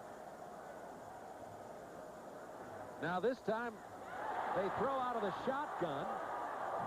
It is complete to the 41 to Sean Wiggins. That shotgun gave him a little time to get the play underway despite the rush, even though he had trouble handling it. So big first down play and a gain of 28 yards. Wiggins did a great job of avoiding the jam of Ronnie English and found his way down the middle of that too-deep zone, and Carranza's put it in there. There he is out of the shotgun again, and it's working again. 9 yards on this pass play coming across the middle. I think one of the problems with Carranzas early on is he was having trouble setting up. You know, he's getting back and trying to plant his foot on the turf, had a little problem. Now, as you know, Bob, they've already used their 3 timeouts. They've got none left. And they're going with a no huddle. That was Yarborough who made the catch, by the way. This time they'll run it off the left side. First down to the 27-yard line. Mark Temmer, the ball carrier. And Eric Zumwalt knocked him off his feet, 1 minute and 32. That's why these and you hate to waste a timeout over some confusion. Wyoming doesn't have any left. Although they seem to be operating quickly here out of the no huddle, out of the shotgun again. Looking left, throwing right. That's a nice move by the receiver, Greg Brown, who gets it to the 15-yard line. It's a first down again. That'll stop the clock for a moment with 1 minute 21 to go. And Wyoming, with this no huddle, quick set offense, is moving the ball. No huddle, no timeout, no nothing. Snap it and run. And now California says maybe we should call a timeout just to get ourselves set here. Probably a very wise call on the part of the Golden Bears. So Carranzas, the streak quarterback, shows you how hot he can get very quickly. All right, now listen up. Listen up. Sticking his head in, listening to what Kent Let's go nickel. His defensive. We're going to go nickel. plug switch. Let's see if we can hear what's going on. Now, watch careful. They have no timeout. It's available at the souvenir stand. I'm going to signal I can't. Maybe our listeners can. Number 9. I'm not sure if you're hearing that at home or not. But we're going to go Omaha. All right? You got to communicate. I'm going to cover. Number 9 is just D-line, no It's easy, right? Okay. Blitz 9. 9. Cover 1. So a minute 21 to go in the first half of play. That'll be first down 10 at the 15-yard line. This nickel plug switch, number 3. Okay, 3. Thank you. Durantis on this drive, 3 out of 3 for 49 yards. He's 8 of 15 for 80 on the afternoon. Wyoming went 9-0. At one point was ranked as high as 16th in the AP poll, then lost their last 3 games to finish the season with a 9-3 mark. California has concluded their defensive timeout now. And with a minute 21 to go, let's see if Wyoming can get something on the board, trailing 7-0. Offensive coordinator Mark Tomdahl at Wyoming says most WAC teams inside the 20 will blitz you. California is not that aggressive, although they've been blitzing a lot today. Let's see what happens. Here they come. Try to run it off the left side. Inside the 9 goes Jay Dapper. Clock down to a minute 13. You see it in the lower right of your screen. Broke it to the outside, and a fine block by the wide receiver Sean Wiggins on Ron English. Kept the support from getting there any sooner. Out of the shotgun, pressure on Durantis, throws anyway into the end zone. Incomplete in the back of the end zone. The diving attempt by Gordy Wood, their outstanding go-to tight end. English giving some pressure to Durantis on the throw. That was Michael Davis. Backup strong safety. Great throw by Kranz. Look at Gordy Wood. 145 catches in his career at Wyoming, and he almost made that grab. Look at his concentration. He almost gloves it. Bo can catch, huh? Good job by Gordy Wood. Great effort. Good coverage by Michael Davis. Third down 4 from the 9. Durantis lines up Gordy Wood in a little tighter now this time. Straight drop. Quick toss into the end zone. Incomplete. The catch was made out of the end zone by Sean Wiggins. So it'll bring up 4th down and 4 from the 9. You'd think that Wyoming at this point in the ballgame, trailing only 7-0, would go for some points here with the field goal attempt. Beautiful throw by Tom Karantzis and a tremendous effort by Sean Wiggins. Again, Michael Davis in perfect coverage, unable to make the catch in bounds. Good offense and good defense there. Fleming's field goal attempt of 26 yards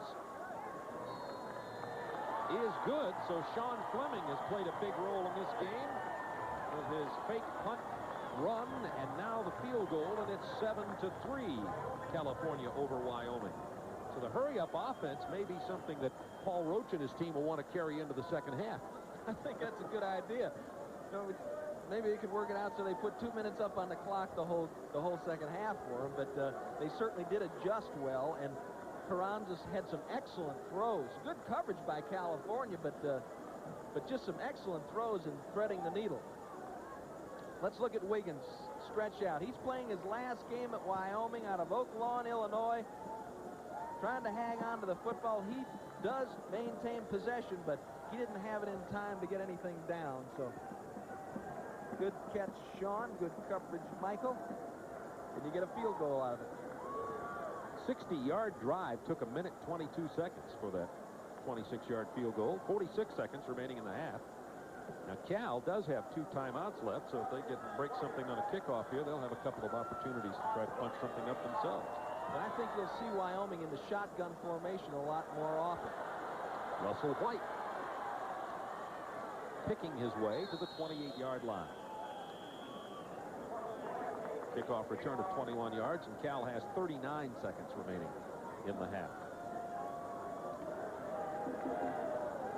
I think the story of the game so far, Tim Foley, has been the Wyoming defensive play, stopping this running game of California. Unquestionably. Del White is a defensive coordinator for the Cowboys, and he's coaching his last game at Wyoming. Joe Tiller coming in as the new head coach of Wyoming. And you know these guys are working for Del and trying to give him a great final performance also. First down from the 29-yard line. Pulaski play fakes. A lot of time to throw again. Incomplete. He intended it for his running back, Anthony Wallace. So Wallace had 2 shots at the ball that time. 1 on the fake, 2 on the throw. 34 seconds remaining in the first half.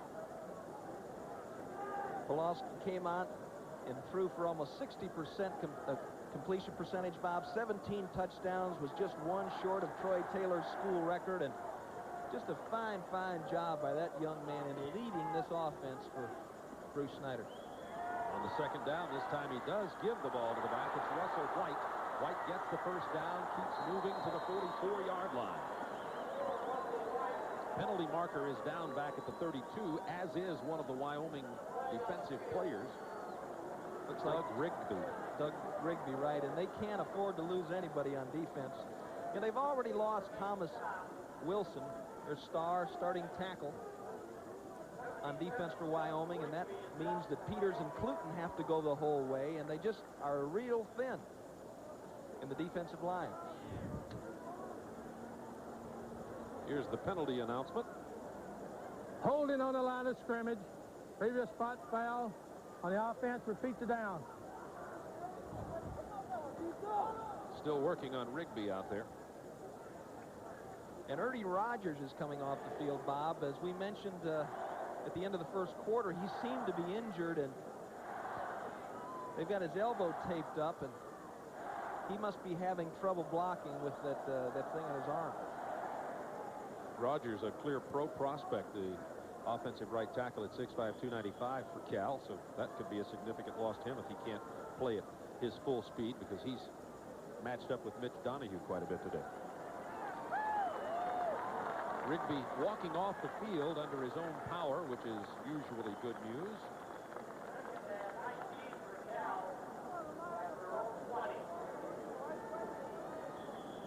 We'll get a check on that at halftime. 5 seconds, 24, and the clock is running here to go in the first half. It'll be second down 19 after the penalty for Cal, and they'll just be content to run the clock out now as they're into that protection offense. Pulaski touches it down to the boos of some Wyoming fans. That'll end the first half of play. California clinging to a 7-3 lead. So the only offensive play of significance of the afternoon for California was the touchdown toss, Pulaski to Brian Treggs, and that's why they lead 7-3. Here's Craig Sager. Well, thank you very much, Bob. What are your thoughts on that first half? Oh, I think Wyoming's playing awfully hard right now, particularly defensively. We just need to become more consistent with our offense. I'm really proud of our defense. I think we're playing really well defensively right now, so it's a tough game, and we knew it was going to be. Will you have to make any adjustments to that hurry-up offense, the shotgun that Wyoming is running there towards the end? Well, that's certainly the one time that they had some movement of the ball, so we're going to address that inside now at halftime. But I think our concern more is how do we get some first downs. Okay, thanks for being with us. We'll be back from Tucson, Arizona, halftime of the Domino's Copper Bowl, with California leading Wyoming 7-3.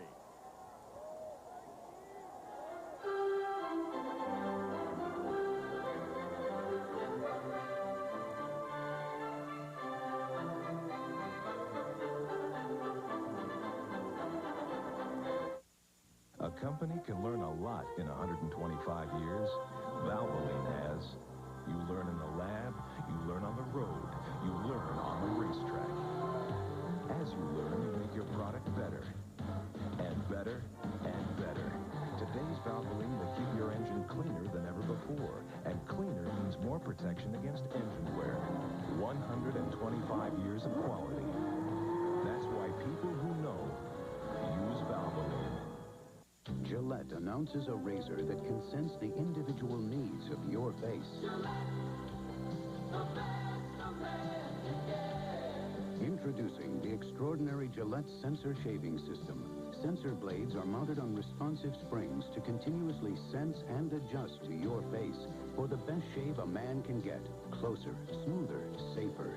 New Gillette Sensor.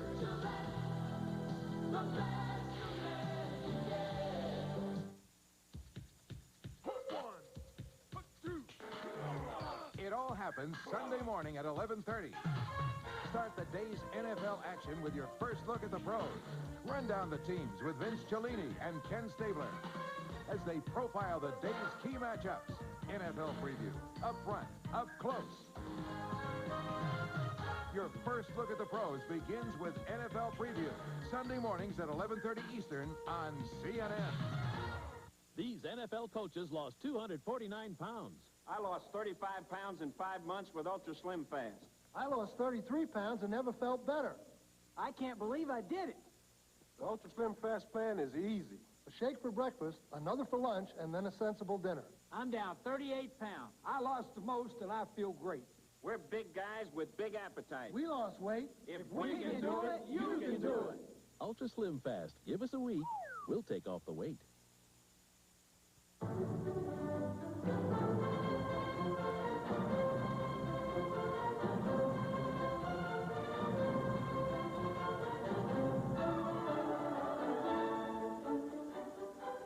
Welcome back to Arizona Stadium. We're at halftime with the Domino's Copper Bowl. The score is California 7 and Wyoming 3. Earlier today at the John Hancock Sun Bowl, Michigan State nipped Southern Cal 17-16. Now, no one has dominated this year's college football season, and it is possible that for the first time, a team with 2 losses could win the national championship. 19 bowl games to determine the final rankings. Here's a look back and a look ahead. BYU was looking for a better holiday than last year when they gave up 50 points to Penn State. They were also looking for a higher-ranked opponent than Texas A&M. But they saw more than they could handle. Heisman Trophy winner Ty Detmer had one shoulder separated by William Thomas, another by Anthony Williams, while Darren Lewis, the only major college player in history with 5,000 yards and no Heisman, ran for 2 touchdowns and passed the quarterback Bucky Richardson for another.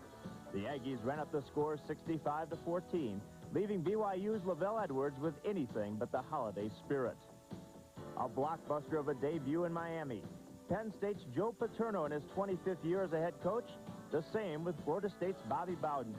The FSU defense forced 5 turnovers, while quarterback Casey Weldon scored his first TD of the year to lead the Noles to their 9th consecutive bowl without a loss. At the Peach Bowl in Atlanta, the picture was fuzzy. No clear-cut winner until the final minute. Auburn freshman Stan White on the bootleg to defeat Indiana 27-23. One of the best success stories in college football is at Colorado State, where the Rams, coached by Earl Bruce, made an appearance in the Freedom Bowl. Oregon went for the win, not the tie, and Bill Musgrave completed the pass to Michael McClellan, but the officials ruled that the ball failed to cross the goal line. Pro Scouts were at the All-American Bowl to see Southern Miss's Brett Favre, who caught the eye of everyone in attendance by completing 28 of 39 passes for 341 yards and 2 touchdowns, both to Mark Montgomery.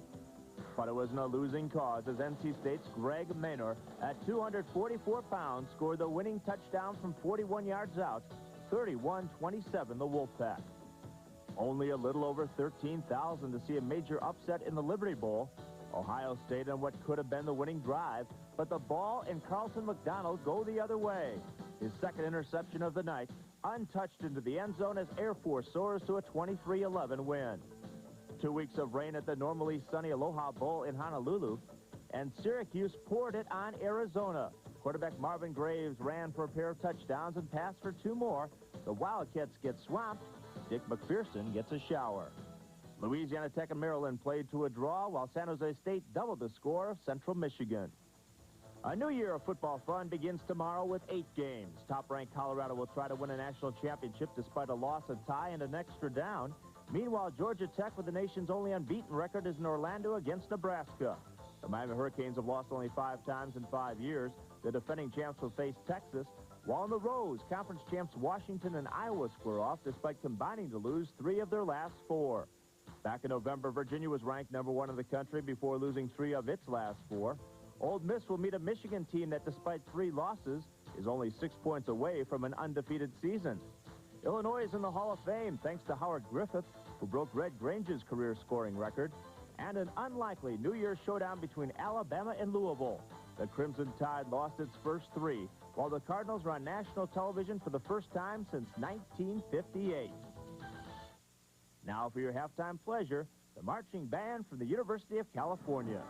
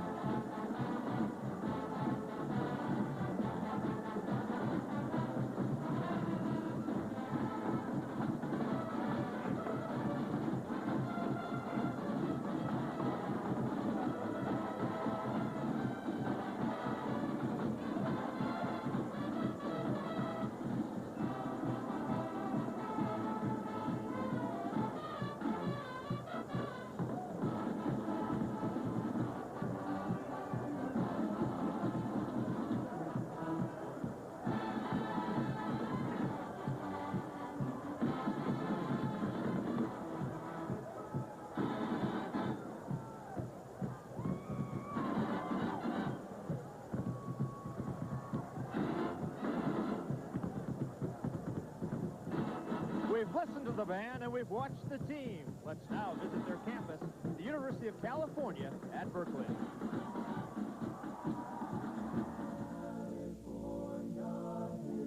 For more than a century, the University of California at Berkeley has nurtured a promise of innovation, of opportunity, of a pioneering spirit.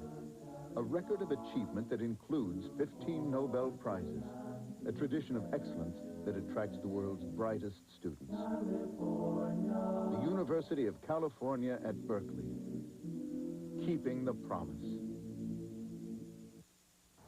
Think about it. There are thousands of building products in there, so which do you ask for? Just ask for Georgia Pacific. Even if you forget that our Southern Gold plywood is double sanded for smoothness. Even if steam cured and solid lineal are Greek to you, just remember that every GP product has superior performance built in. So if ceramic coated granules or Acroglass top coat seem impossible to remember, just ask for Georgia Pacific. That's all you need to know.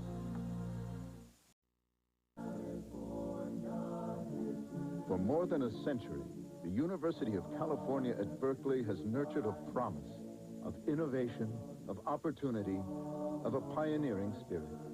A record of achievement that includes 15 Nobel Prizes, a tradition of excellence that attracts the world's brightest students. The University of California at Berkeley, keeping the promise.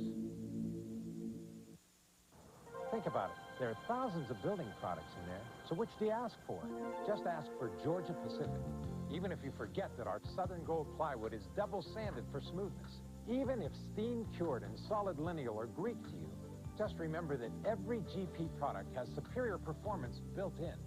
So if ceramic coated granules or Acroglass top coat seem impossible to remember, just ask for Georgia Pacific. That's all you need to know. Several years ago, some friends and myself were on a hilltop in western Massachusetts and saw what was very clearly a flying saucer. I'm a very rational, realistic guy, and yet this was like nothing I'd ever seen before or since. It was. What are we to believe of someone who's seen a UFO? How do you explain a person's out-of-body experience? How is it possible that a man can sense an accident before it happens? The answer lies here with Mysteries of the Unknown, the book series that lets you explore firsthand unexplained phenomena. I went to sleep that night, and I started dreaming about Claudia. And while I was dreaming about my sister, I had this horrible pain in my stomach. And I was in California, 3,000 miles away, and I woke up with the worst stomach pain I'd ever felt in my life. And I was just clutched over, grabbing my stomach. Exactly how I was, and I was concentrating on my sister, saying, I wish Lisa was here, I wish Lisa was here. And I was just thinking about her. It's the only thing that got me up to call the doctor to get help, and I ended up in the hospital with a burst appendix. Real people, unreal occurrences. How do you explain it? Begin by calling now for your first book, Mystic Places. Free to examine for 10 days. Keep it in pages $12.99. Others will follow about every other month. Were you afraid?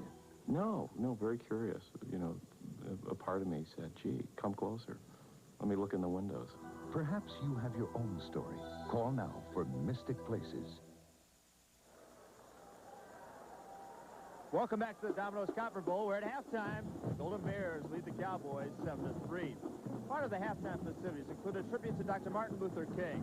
It has been said that Dr. King changed deeply ingrained attitudes, social customs, and convictions. He did not force people to change rules or laws or habits. His life spoke for itself.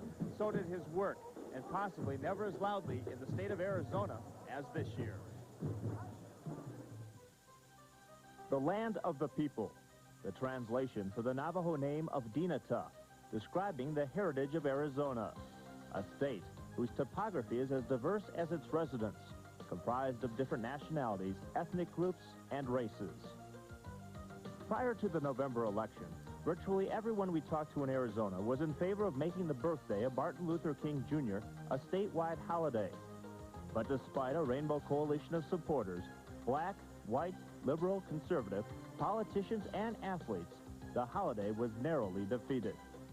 I think it's sad because I don't think people realize what the effect it will have on our state.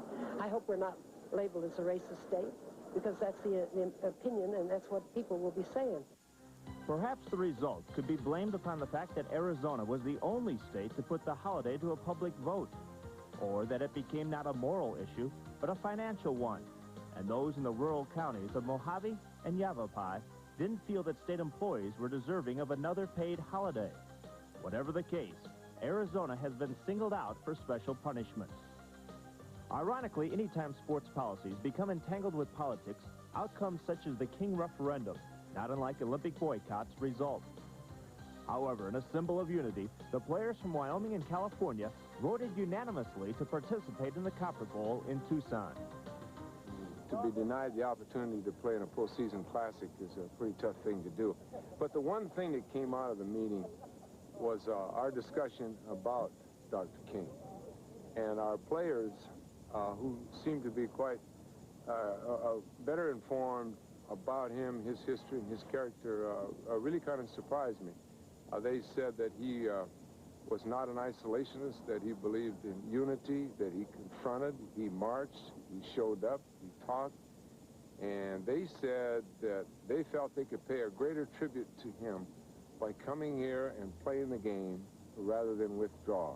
I don't agree with what happened up here, but at the same time, it would be a shame for Cal and for myself to throw away a valuable opportunity like this to come up, play in Arizona, to play in the Copper Bowl, to play against a good team, a Division I team, and it would only help everyone for us to play in this ball game. And so, it was a hard decision for us to make, but I think as a team, collectively, we had to come together and we had to make a stand.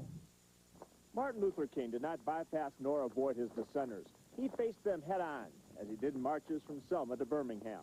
Dr. King had a dream in which he envisioned overcoming the opposition, not at the ballot box, but through peaceful demonstration for civil rights and equal opportunity. I have a dream that one day... It is likely that one day the holiday in memory of Dr. King will become a reality in Arizona.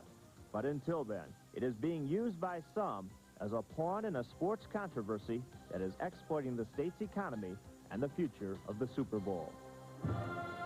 And in many ways, the damage has already been done. With me is Arizona football coach Dick Tomey. And has this had an effect at all in your program in recruiting? Well, Craig, I really don't think so. In view of the fact that I think once we've had a chance to go into homes and talk to people about just exactly what happened with the two initiatives as they were placed on the ballot, I think that people understand that Arizona, has a lot of the same problems a lot of places have. This is not a perfect society, but this is a really good place to live. And I think the players in our program think that. The people here in Tucson think that. And I think, although we still have the same problems they have a lot of other places. So I don't really feel as of yet it's had an effect on our recruiting. It may have.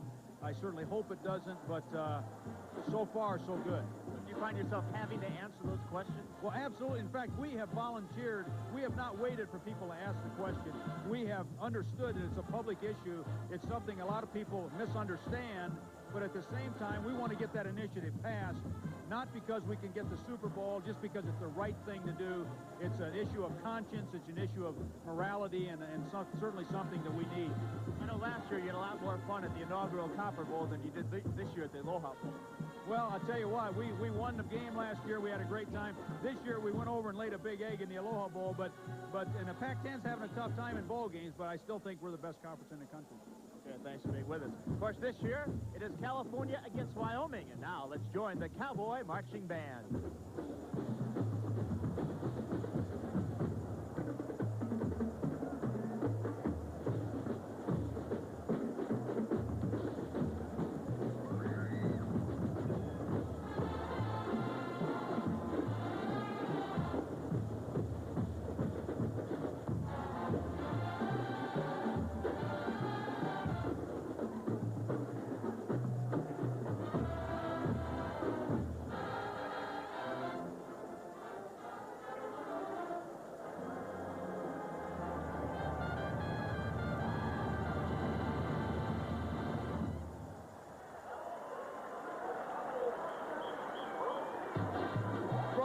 Western frontier town to another. From Tucson, Arizona, we take you to Laramie, Wyoming.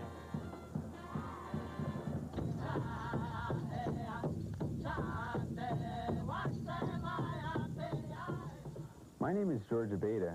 As a Native American, I value the history and culture of my people. At the University of Wyoming, I have become a part of a larger family without losing my identity as an individual and a Native American. The University of Wyoming is big enough to offer a wide range of educational opportunities, yet it's small enough to let you be yourself. It's the right place to be. Steve McQueen, Charles Bronson, James Garner. The true story of an unstoppable quest for freedom. The Great Escape. 8:30 Eastern tonight. The Celtics are back on top in the East. Yes, no way. But that's not pleasing the Knicks and Mr. Ewing at all. Come on. The old rivalry's back. Wednesday at 8 on TNT. Bigger than life. The talking is done. The time to act is now. Bring the action of World Championship Wrestling right to your door by subscribing to the Wrestling Wrap-Up. Act now and get a year's subscription to wrestling's most informative news monthly for just $24.95. That's more than 50% off the cover price. The Wrestling Wrap-Up is not available in stores, so subscribe now by calling 404-827-4048 to charge by Visa or MasterCard, or send your check or money order to the Wrestling Wrap-Up. Well, the score at halftime of the Domino's Copper Bowl, California 7 and Wyoming 3. Today's halftime festivities are brought to you in part by 10K, the official thirst quencher of the Copper Bowl. You know, Tucson is a very unique city. It's in a desert area surrounded by beautiful mountains. It's a great place to come and visit. It's a place that not only the Cowboys, but the Golden Bears have enjoyed for this past week. Radiant sunshine, dry air, majestic mountains, desert flowers, and the Domino's Copper Bowl. Among the drawing cards that make tourism a billion-dollar-a-year industry in Tucson. Overland stage service between San Antonio and San Diego began in 1857, and many of the traditional activities of the cowboy are the same today as in frontier times. The town epitomized the rowdy frontier settlements of American history, and opposing coaches Paul Roach and Bruce Snyder were a pair of unsuspecting victims who playfully experienced the spirit of the old Pueblo firsthand. 70% of the land in Arizona is devoted to grazing cattle, and the players from the two teams shared the dinner table for a steak fry and a Western show.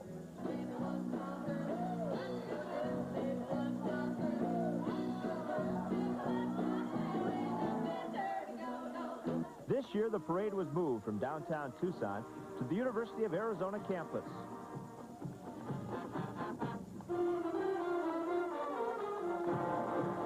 Samantha McWhorter, a U of A student, was selected as this year's Domino's Copper Bowl Queen. It's hard to top the color and pageantry of a college bowl game. Now in its second year, the Copper Bowl is beginning a tradition that will continue for years to come. But this year, it's not a beginning, but an end that we salute. Paul Roach is on the sidelines for the final time. It's time to cast aside his coaching career for a more leisurely activity.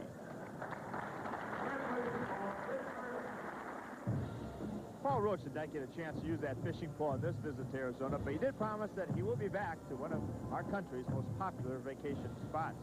The old Pueblo once had walls to defend the city, but now that city and those walls have an open invitation. Arizona? That's just endless desert. If you knew Arizona.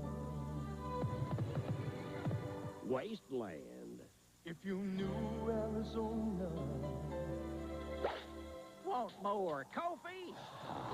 If you knew.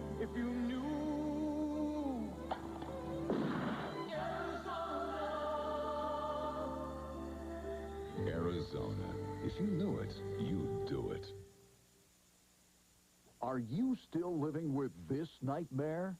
Over 1 million motorists have said never again. They've switched to Triple Edge, the world's first high-tech windshield wiper. It clears, it cleans, it wipes dry, all in a single pass. And Triple Edge wipers won't tear, dry rot, or freeze to your windshield. They're made from DuPont Nordell, used in radial tires, so strong that if they ever fail, we'll replace them free. Triple Edge gives you visibility through the heaviest downpour. It whisks away snow and ice. Even mud is no match for Triple Edge. They're only $19.95 a pair. Custom fit to install in seconds. No noise, no streaking, no smearing, no tearing. They're the last windshield wipers you'll ever buy. Call toll-free 1-800-257-1234 or send $19.95 plus $4.50 shipping and handling to Triple Edge Wipers, P.O. Box 7500, Atlanta, Georgia. California leading Wyoming 7-3 after the first half here at the Domino's Pizza Copper Bowl of 1990. Bob Neal and Tim Foley with you. Tim, we started this telecast by talking about the great running backs from California, Anthony Wallace and Russell White, and how they were two 1,000-yard rushers. Somebody must have been talking to Wyoming about them, because these two fellas have not been able to get on track today. They are only averaging 2.3 yards per carry. They average 5 on the year. I got an idea of who might have been talking to Wyoming about. Paul Roach, the head coach, and Del White, the defensive coordinator, and they've done a great job. You can bet that the California coaches are working feverishly in the locker room right now to try to solve this 4-3 tilt defense, because Cluton and Peters and Donahue and Rigby have really shut down that running game.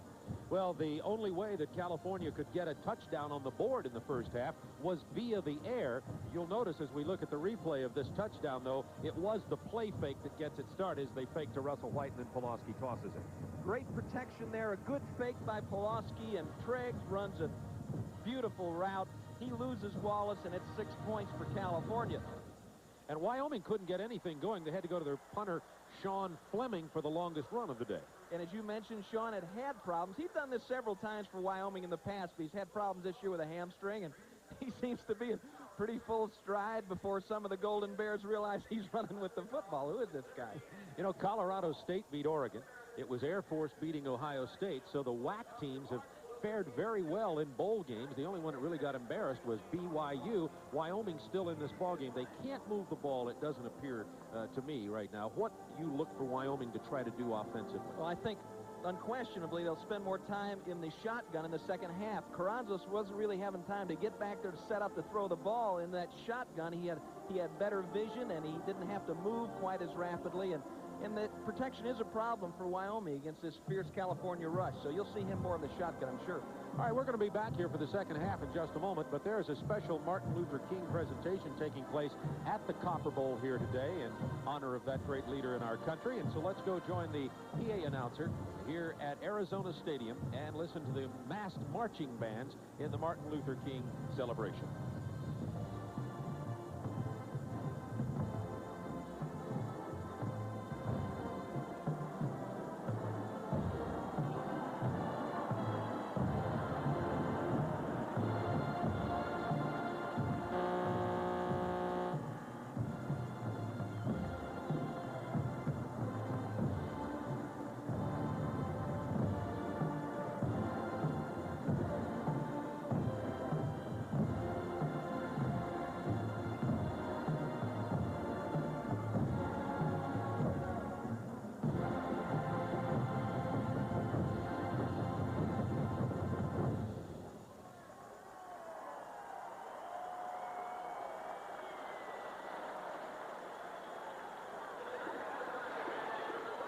And now let's go down to Craig Sager with Wyoming head coach Paul Roach.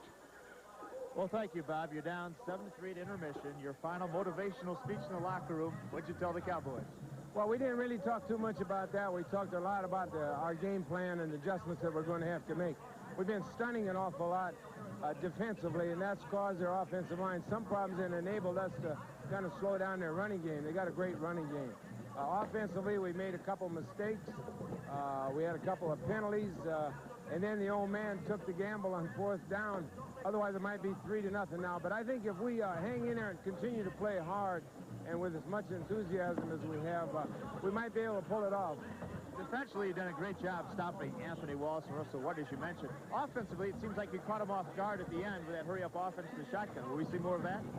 Well, we spent a lot of time on that. It's a twins formation, and I think that it helps him a little bit when he's in shotgun. It gives him an opportunity to see a little bit better. So you may see us go back to some of that midway in the third quarter. Okay, thanks a lot for being with us.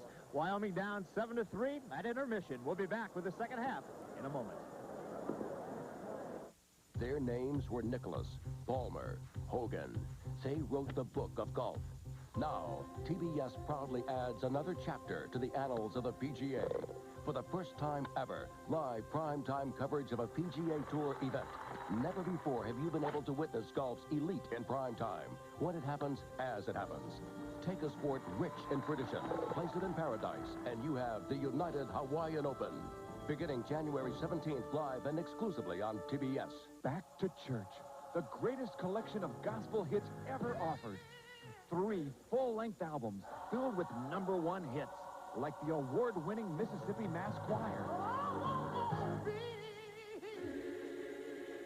Mahalia Jackson, Reverend Clay Evans, and the Jackson Southern Airs, Walter Hawkins and the Love Alive Choir, the Winans, and naturally Reverend James Cleveland, the Gospel Keynotes, and Minister Keith Pringle, the Williams Brothers, plus the heart-touching story of the Denied Mother by Dorothy Norwood. Take my hand. Reverend Benjamin Cone with the Mississippi Mass Choir. He hauled him up and said, "Little birdies, you're free because I paid the price." This collection has never been offered before and is not available in stores. Call now and receive this set of 3 records, 2 extra full-length cassettes, or 2 CDs containing 33 songs, over 2 hours of gospel hits. With each set, we'll include the soul-searching story of Come On in the Room by the Georgia Mass Choir. Here's how to order. To order Back to Church, a 33-song collection, call 1-800-445-0909. Only $19.95 for 3 albums or 2 full-length cassettes, $24.95 for 2 CDs. This collection is not available in stores, so call now, 1-800-445-0909. Bob Neal and Tim Foley with you at the Domino's Pizza Copper Bowl 1990, the last football game of 1990 that you'll be seeing. And we hope you enjoy the first half. California and Wyoming playing very evenly, and the highlighted number there is the second one from the top on the right-hand column. Only 31 rushing yards for California. This is a team that rushes for over 200 yards a game on the average. And you just can't say enough about Wyoming's defense. They've done an excellent job. They're using that George Perlis 4-3 tilt, and it seems to be confusing California a little bit. And as I mentioned, you can bet they're going to be, there was some drawing done at halftime, and also some emotional entreaties to try to draw the best performances out of this California team. Look at that. Russell White, a remarkable athlete, just a very, very gifted runner, -2 yards in the first half. Testimony to defense by Wyoming. Which makes you very happy, I can tell by the way you said that. Yes. As we're watching practice with California the other day, Tim and I were standing there watching some special teams and offense, and he says, let's go over and watch the real men practice as we headed to the defensive side. And there's one of the real men right there, Mitch Donahue, the defensive player of the year in the WAC for 2 years. Everybody's All-American, led the nation with 21 sacks. Only active player to be named to the all-decade team in the WAC, and just a fantastic young man. Got a sweet wife, and just got athletics in the right perspective. You know, he's been relatively quiet in this game. We don't have him officially for any tackles. He's playing on the inside a little bit because Williams got hurt. However, we've seen Cluton come loose. We've seen Rigby come loose, and that's probably because of the attention played to Donahue. No question about it. And, you know, and he controls the intensity of that interior line. They just all try to play up to his level. This second half is underway. Rivers at the 1. Struggles to about the 18-yard line. Here's what happened for Wyoming with their possessions in the first half of play, and as you'll see, not very much. It was 3 downs and out. Then they got a couple of first downs, had to punt it away. Let's see where they started at their own 5-yard line, then 3 downs and out after losing 6. And you see the number of plays in each one of those possessions. Very few. The field position, rarely very good. And the only thing they really came out of it was that 2-minute drill that came up with the field goal toward the end of the first half. And Carranzas, when given time, threw the ball very accurately, and you can bet they're going to be trying to give him more of that in the second half. Double tight ends for Wyoming. 1st and 10 from the 18. Carranzas short drop. Over the middle, wide open is Gordy Wood. He can't hold on to it. That's rare. You'll see him drop the ball. You certainly don't see that very often. And, of course, Carranza kind of shakes his head a little bit. Come on, man, I'm having a hard time back here. And finally, these guys give me time to get it off, and I throw it to you. Catch it, Gordy. Oops.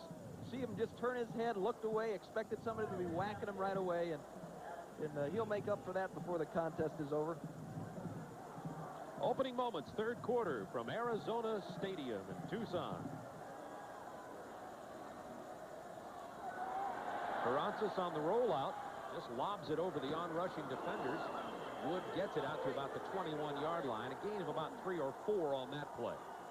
That's that chip away type offense that Wyoming likes to talk about. They're most effective when they can get something going. You see Wood, by the way, Wood leaving the game. It looks like he maybe injured his arm.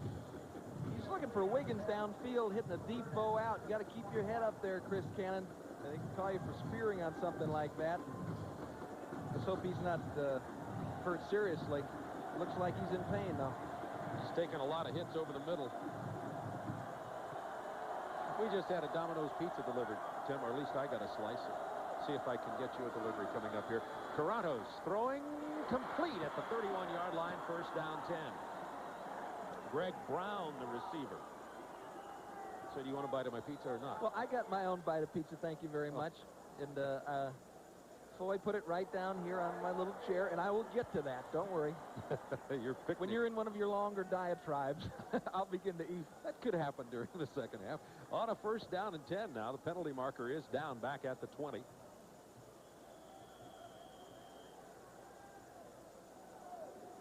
Gordy Wood on the bench there. Moving it around a little bit. A lot of nerves run up there through that shoulder, and that's what he's saying right now. His hand's tingling a little bit.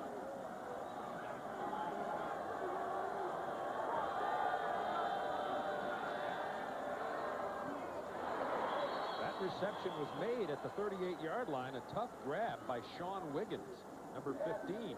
Carranza's getting more time. I don't see the same amount of pressure. Are they not bringing it, or are we getting better protection? They're playing a zone right now, Bob. They're rushing 4 guys, and Gordon Shaw's offensive line doing a good job of giving Carranza some time. You can bet they won't wait long. It may not be on this down right now, but they'll start bringing the heat back. They had a lot of success with that in the first half. Second down 3. Mark Temmer, the single setback. He gets the carry and gets out close to the first down. Just across the 40, needs to go to the 41. Joel Dixon making the stop. Dixon's been very active. And Wood back into the ball game, sore arm and all. It is short of the first down. They'll spot it right on the 40-yard line. So it's nearly a yard to go on this third down. See number 61, John Belli, 99, Joel Dixon. Successful on a short down situation earlier on. Daffer in motion.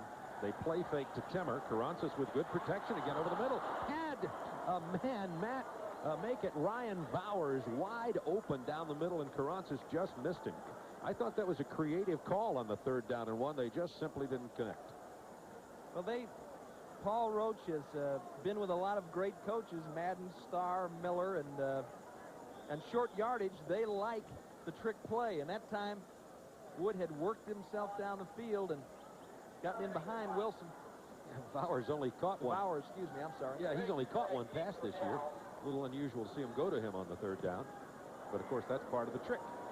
Good high punt from Fleming. Treggs at the 22. With the fair catch, and that's where Cal, leading 7-3, will take over possession. Punt of 38 yards. 12-10 to go, third quarter from Tucson, Arizona.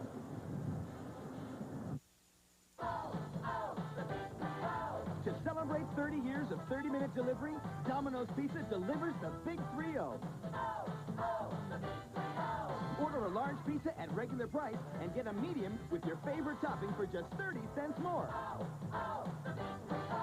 A great deal like this won't last forever, so call now and ask for the Big 3-0.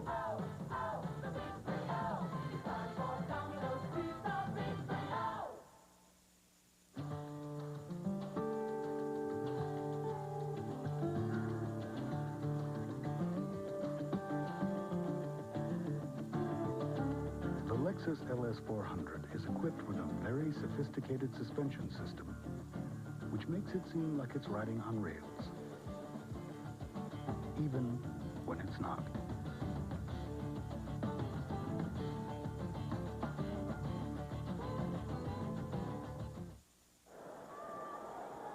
7-3 California. The Golden Bears take over at their 22, their first possession of this half. Pulaski wants to throw. He pops it up high, looking for Treggs, leaping. He made the grab, and a penalty marker goes down too. What a catch by Treggs. Ephraim Haymore, the freshman, covering. Gain of 34.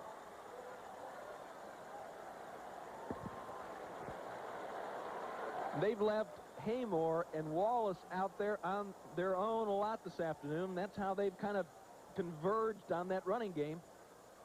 California trying to loosen that pass Wyoming interference on the defense. Penalty declined. First down.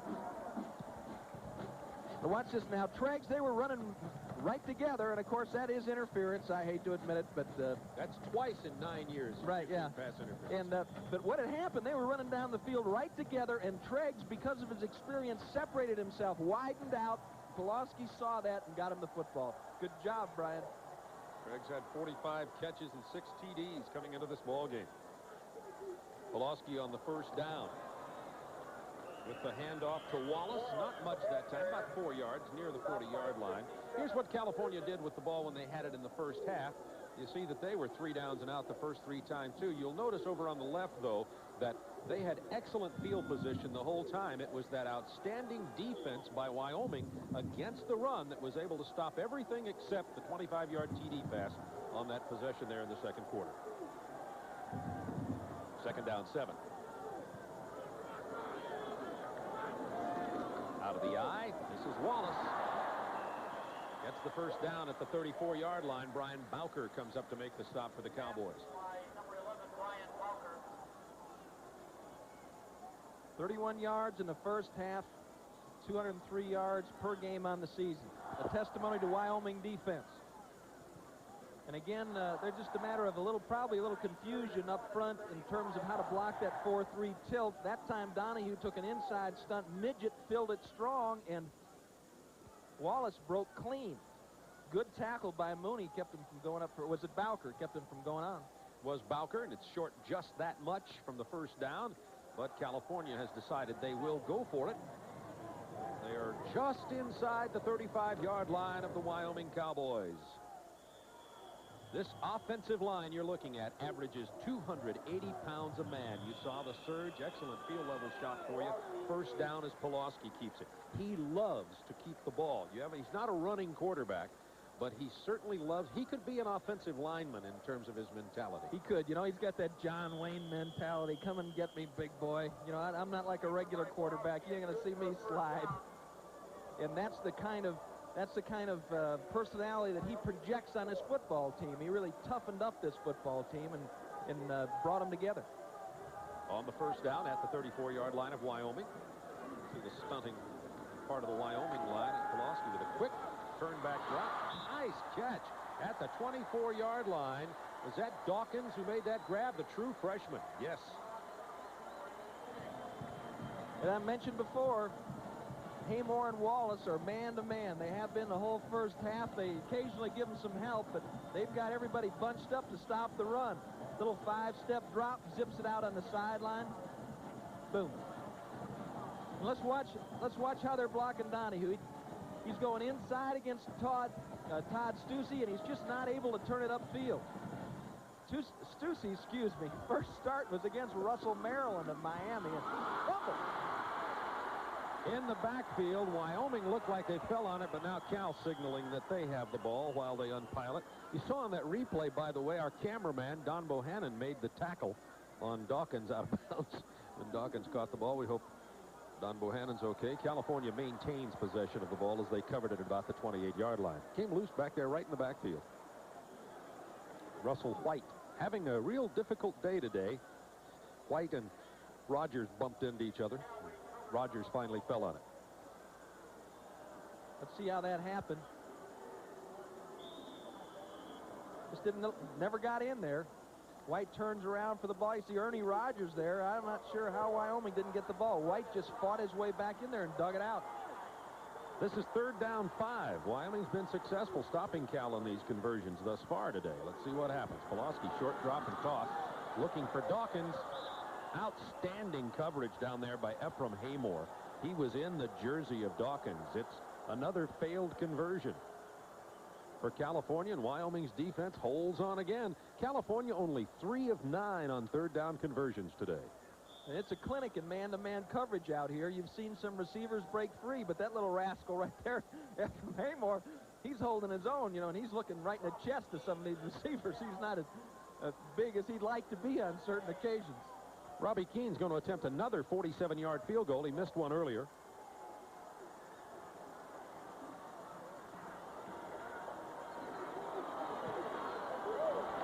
Got his foot into that one really well. And that's good. Robbie Keane gets the 47-yard field goal, and California expands their lead to 7, 10-3.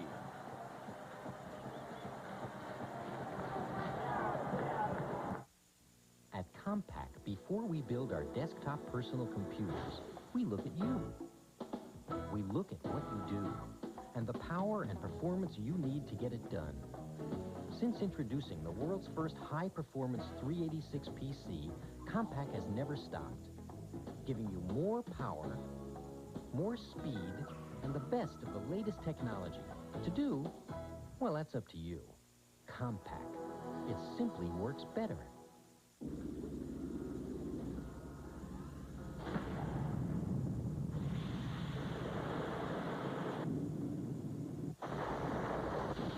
To help fight the corrosive effects of salt and water, every Lexus features airbag terminals plated in gold. Of course, we might have used a less expensive material, but it wasn't money we were interested in saving.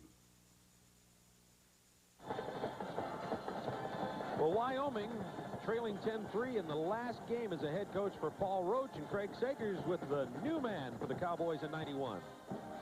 Well, thank you very much, Bob. Joe Tiller with me. I know that you're very familiar with this program. What's your opinion of the game so far, down 10-3? Well, I think that the Cowboys are playing good defense, which doesn't surprise me. Wyoming has been an outstanding defensive football team for as long as I've known about them. I think that offensively, particularly right before the half where they got Cal on the field and kept them out there on zone coverage, that Tom Carranzos can throw the ball particularly well against zone. So I think you're going to see some things happen and develop the second half. They're going to be good for Wyoming. Paul Roach stays on as the athletic director to assist you. I know that'll make the transition a little bit easier.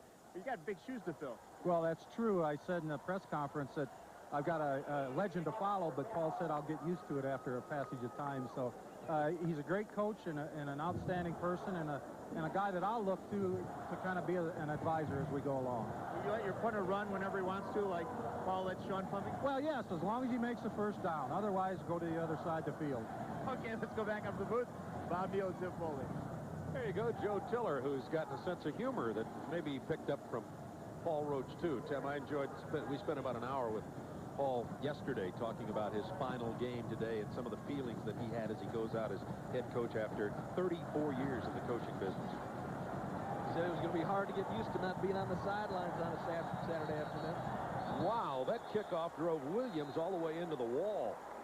Looked like some big league outfielder trying to make a catch there. But you know what he said, Bob? He said when he took the job, one of his friends told him not to stay too long, and he's got 2 WAC titles under his belt, and he is 9-0 this year, and it was a good time to get out. And he's had 10 days off in the last 4 years, and I'm sure he and his wife had a conversation about that. You know, Paul, when are our twilight years anyway? Yo, Paulie. First down 10. Carranzos ill-advisedly elected to tuck it in. He looked downfield, saw everybody covered, and just said, I think I'm going to have to take it to the turf. Rhett Hall got him that time. And Paul Roach talked about some other projects that he had underway concerning the centennial year of Cowboy football, which is going to be in 1993. And he's got enough things to do to keep him busy. He certainly isn't retiring as he stands in front of Bill Cockerham there. Second down 12. Out of the shotgun now. Carranza's hoping to get a little more time. Sends Harris in motion out of the backfield. Carranza all alone. It's a quarterback draw. Carranza is close to the first down. He may have gone down a little early again. He did that previously when he got about 9 3/4 yards. Let's see where they spot it. Quarterback draw, man-to-man, too deep. Everybody's focused in on a receiver besides a lineman. And this was a called play. They get some good blocking there up front, and here goes Carranza. And he's like Pulaski. He didn't slide, and he's trying to get that first down. And he did that time by about the length of the ball. 1st and 10, Wyoming. Trailing 10-3, 8:58 to go in the third quarter from a now darkening Arizona Stadium here in Tucson.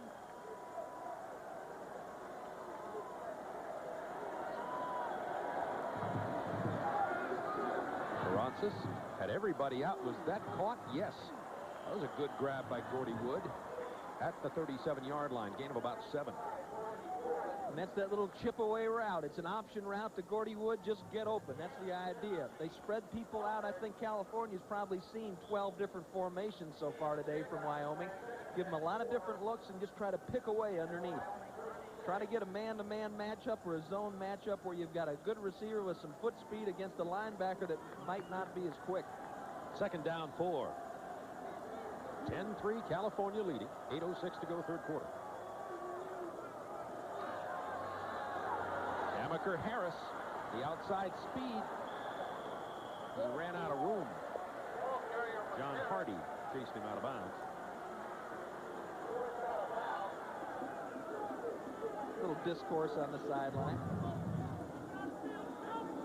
The down marker says 4th down. I think it's 3rd. Let me just double check. It should be 3rd down. It is 3rd. They'll get the down marker straightened out. This isn't Colorado after all. You don't get extra downs in this game. That's right. Just thought I'd toss that editorial comment in here. 3rd down, 4. Carranza. Incomplete. Excellent pass coverage. Mark Temmer, the intended receiver that time. The defenses of both of these teams had come under fire, particularly in the last few games of the year. Both of them playing really well here today, and the California crowd standing and cheering the Golden Bears defense. And even if Timmer had made that grab, that was going to be far short of a first down. Before the afternoon's over, they're going to have to test Hardy on the outside and Cannon on the other corner for California. Fleming gets away a beautiful punt this time. Treggs with a fair catch signaled for at the 27-yard line.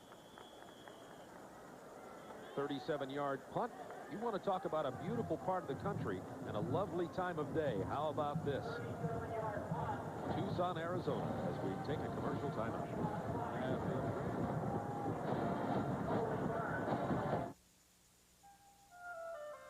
One of the reasons you'll find the new Lexus LS 400 luxury sedan so memorable is because it remembers you better than any car in the world.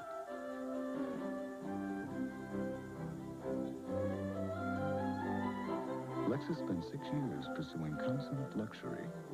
Now, the world's luxury car makers, they have to pursue Lexus. Lexus, the result of our relentless pursuit of perfection. It seems that every time you turn around these days, another pain reliever with ibuprofen in it is comparing itself to Tylenol. But you know what they can't say? They can't say they're gentler than Tylenol, because they're not. Tylenol won't irritate your stomach the way ibuprofen sometimes can. That's a medical fact. And is it any wonder that today hospitals use Tylenol 14 times more than ibuprofen? Tylenol, the pain reliever hospitals use most. Well, you caught me with a Domino's pizza, but I'm going to prove my mettle. I can announce with pizza. California leading at 10-3. Wyoming's had a great group of coaches come through the years. It's a cheese pizza, by the way. Bob Devaney spent 5 years in Larimer before winning a national championship at Nebraska. They've just had a host of great coaches. And after Bob Devaney, it was Fred Akers who took the Cowboys to the '76 Fiesta Bowl before heading off to Texas. Pat Dye's tenured Auburn, preceded by 1 year at Wyoming.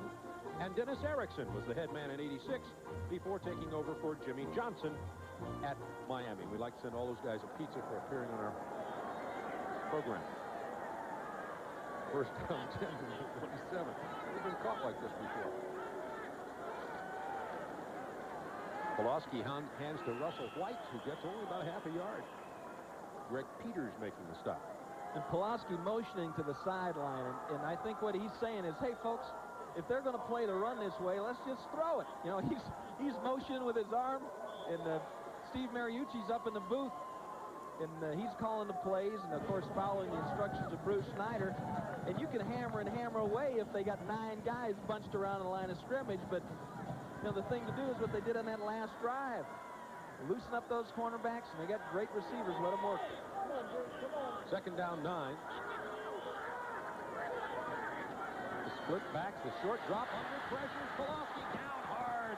It was Mitch Donahue making his presence felt here for the first time today in terms of an individual effort befitting an All-American. This time Wyoming fakes him into thinking it's blitz coverage. Dawkins running an eye cut. He doesn't have it. Donahue scoots right through and gets the sack. Ooh. And whips Pulaski to the ground. He looks a little bit like Jeff Bridges. You know, he's either going to be a #1 draft choice or a movie star.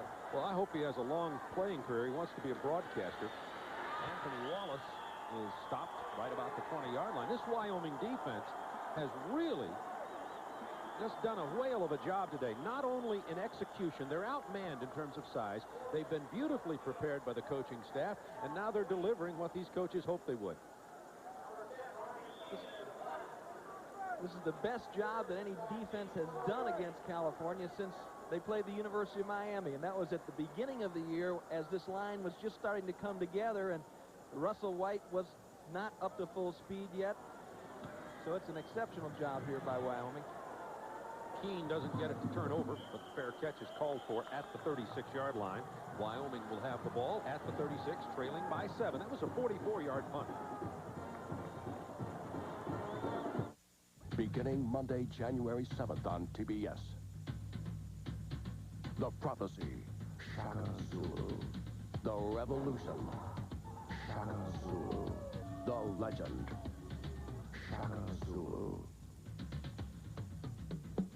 The epic true story continues. Shaka Zulu. 8:05 Eastern on TBS, beginning Monday, January 7th. Did you know that you can send beautiful flowers like these anytime, anywhere to anyone by calling the same telephone number? The number is 1-800-FLOWERS. Because now more than 10,000 of America's finest florists have the same telephone number. The number is 1-800-FLOWERS. All you need is a telephone and a major credit card. Just pick up the phone and call 1-800-FLOWERS. 7 days a week, 24 hours a day, toll-free. We're the 24-hour worldwide florist. Bob Neal and Tim Foley with you. Alex Vergara doing his usual great job with statistics. Kim Anderson, our director of player identification. Floyd Godwin running the booth. And on behalf of Tim and I and all of our folks up here and in the truck, we'd like to wish you a very happy New Year. Going out to party tonight, don't drink and drive.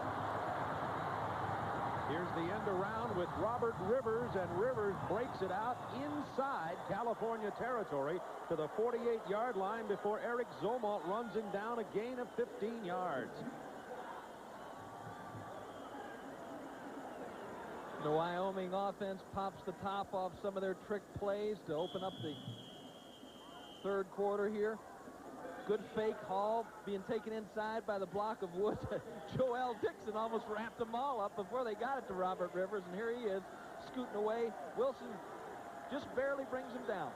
4 carries all year, but he has 86 yards. They indicate they might want to give it to him a little more. Carranza sidesteps one man, goes deep. It is picked off at the 6-yard line. California ball at the 6. That's another interception for Chris Cannon. His 5th this year. His 5th this year, Bob, and 3 of his 4 came in the last 2 games. He's just really now getting a lot of playing time. Tried to hit Mike Jones on a deep pattern, but Cannon was all over that ball. Had it in his sights from the very beginning. That's one of those things they thought they had set up. They thought they could get it in there behind Cannon. He'd been playing the run. Carranzos lets it go, and it's nailed by Dwayne Odom right under the chin, and Chris Cannon catches the back half of the ball. Great catch by Chris. Now they're trying Russell White off the left side, gets out near the 10. You notice how he held on to the ball. Remember, Wyoming is using that new Finley design ball with the inverted dimples, and that's the kind of ball a defensive back can hold on to. You know, something that's got suction cups on it. Exactly. Some of the many high school bands who are here in attendance today. They masked the bands for the Martin Luther King tribute at halftime. Ooh. You could hear that all the way up here. Peters and Zumwalt were the collision pair there. Peters was on an inside slant there, and the trap didn't get him, and he just blasted Zumwalt. It's amazing that Greg held onto the football. There's a little fullback that's a fine blocker that averages 5 yards a carry. That's a second leading receiver on this football team, and was the only freshman last year to play as a true freshman for Cal. Cal's got another third down conversion situation. Pulowski sets up the screen to White. White is knocked down short of the first down. Outstanding pursuit by Willie Wright and the Wyoming defensive team. Haymore was over there, and Mitch Donahue was chasing it down. White really didn't have any room. He couldn't cut back. You see, Peters turns the corner, and here comes Donahue. And Willie Wright, as you mentioned, and Efren Haymore in there, not afraid to get his nose bloody. The WAC conference making their presence felt across America in bowl games, with the exception of their champion, BYU. BYU hammered the other day by Texas A&M. That punt was blocked.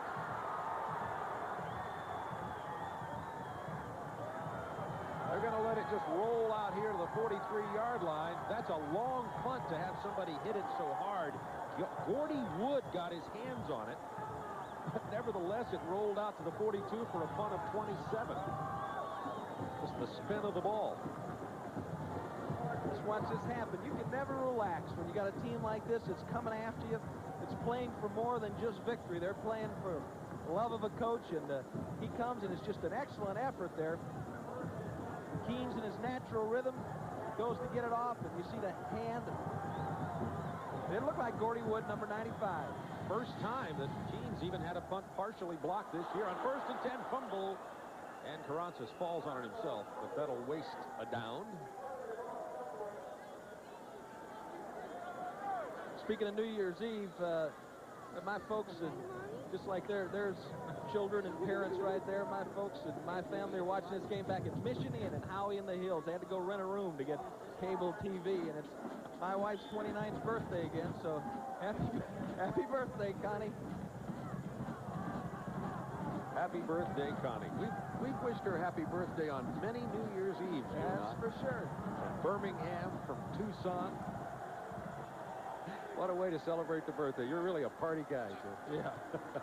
2nd down 11. Carranzos. It is complete for the first down.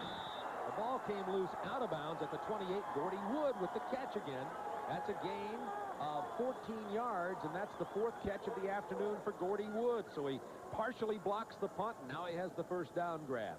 He's getting dirty out there, isn't he? He's that kind of player. Yeah, he's not that regular receiver kind of guy.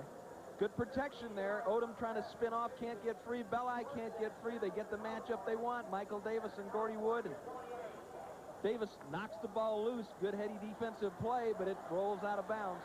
You know, California's had a reputation this year in the games they've lost of not holding on at the end of the game. Whoops, that was Rhett Hall. Since he made such deep penetration, he probably should just gone ahead and made a play. Huh? Right, yeah, hit somebody. Dead ball, defense, encroachment. I'll tell you, when you get down here near the red zone, as they like to call it, a play like that becomes very significant, because now it is 1st down 5 at the 23.5-yard line. Well, one of the things that the coaches at Wyoming said was that California didn't really change its scheme till they got down inside the 10. 1st down 5, single setback. That's Dapper. He goes on the left side. Somebody made a good penetrating move there. It's number 37, Castle Redmond, who's the team leader in tackles. He's had only 3 or 4 today. Redmond's played hurt almost all year. He's another one of these tough guys who's nicked up but almost never out of action. And just real strong character guys that they have a lot of in California. Cudworth tried to get to him to chop him, but he fought that block off and made the tackle. This will be 2nd down, 4. Daffer again, the single setback for the Wyoming Cowboys. Under 2 minutes to go, 3rd quarter. Now they put Timmer in. He's the single setback. Carranzos. It's picked off. Michael Davis with the ball. Out to the 48-yard line. A return of 34 yards. The first interception of the year for freshman Michael Davis from Berkeley, California. Davis is a big play guy, Bob. He's the guy that knocked the ball out of Tommy Maddox's hand at the end of the UCLA game. They're coming with the blitz and pressure, and Davis's man didn't go out. He just sat still and made the catch. And now there's a vicious block in here. Well, it doesn't show up on the screen. On Carranzos by Ron English. Took a real whipping. Little taunting happening there. Running play only gets about a yard. Russell White carrying the ball. So Wyoming really had it on the move there, but you know, it was the pressure that came in from the outside from Dwayne Odom that bothered Carranzos a bit on that throw that helped with the interception.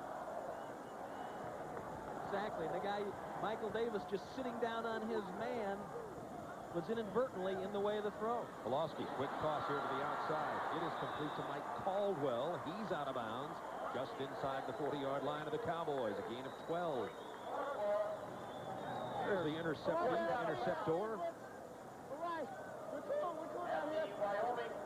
That's California talk.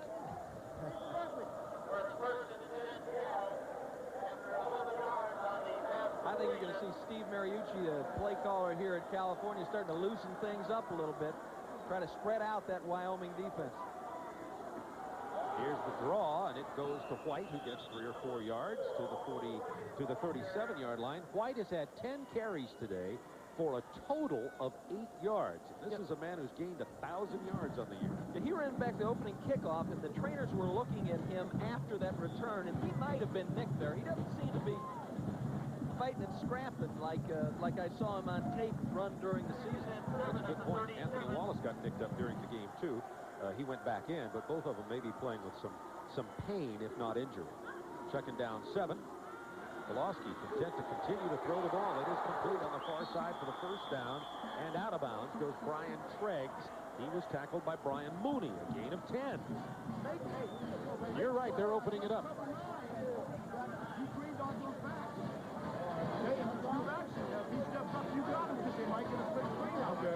That's Kent Bear talking to Nassau Redmond. You come hard, but make sure he didn't get that screen on you. Right? Always passing on little tidbits of wisdom.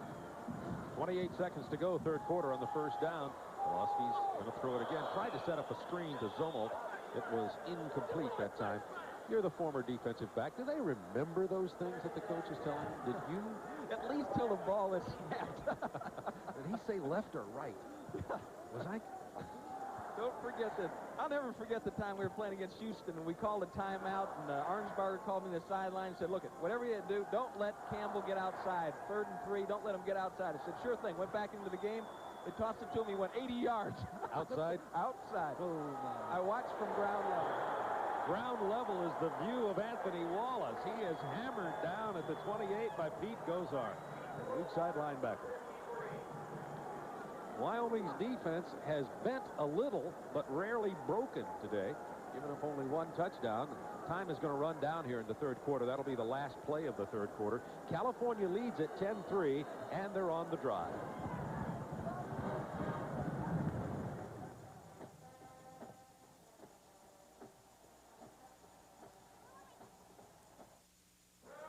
Great is Steve McQueen. By morning, I'm going to be so far away you couldn't hear it if they were shooting me with howitzers. Great is Charles Bronson. We must get out. Great is James Garner. We think we can make it all the way. Great is The Great Escape, the true story of an unstoppable quest for freedom. TBS proudly presents The Great Escape, 8:30 Eastern tonight. Escape this winter to the Westin La Paloma, Tucson. Nestled in the foothills of the Santa Catalina Mountains, the Westin La Paloma is a luxury total destination resort. Stargaze from your private balcony, laze away the day at the Swim Up Bar and Grill, or put it in play on the resort's 27-hole Jack Nicklaus signature golf course. The choice is yours, and there are many more. Why not fly high above the Sonoran Desert in a hot air balloon? Enjoy a day of personal pampering and an evening filled with dining pleasures. It all awaits you at the Westin La Paloma, Tucson, the Southwest premier resort experience. The Celtics are back on top in the East. Yes, no way. But that's not pleasing the Knicks and Mr. Ewing at all. Come on. The old rivalry's back. Wednesday at 8 on TNT. Bigger than life.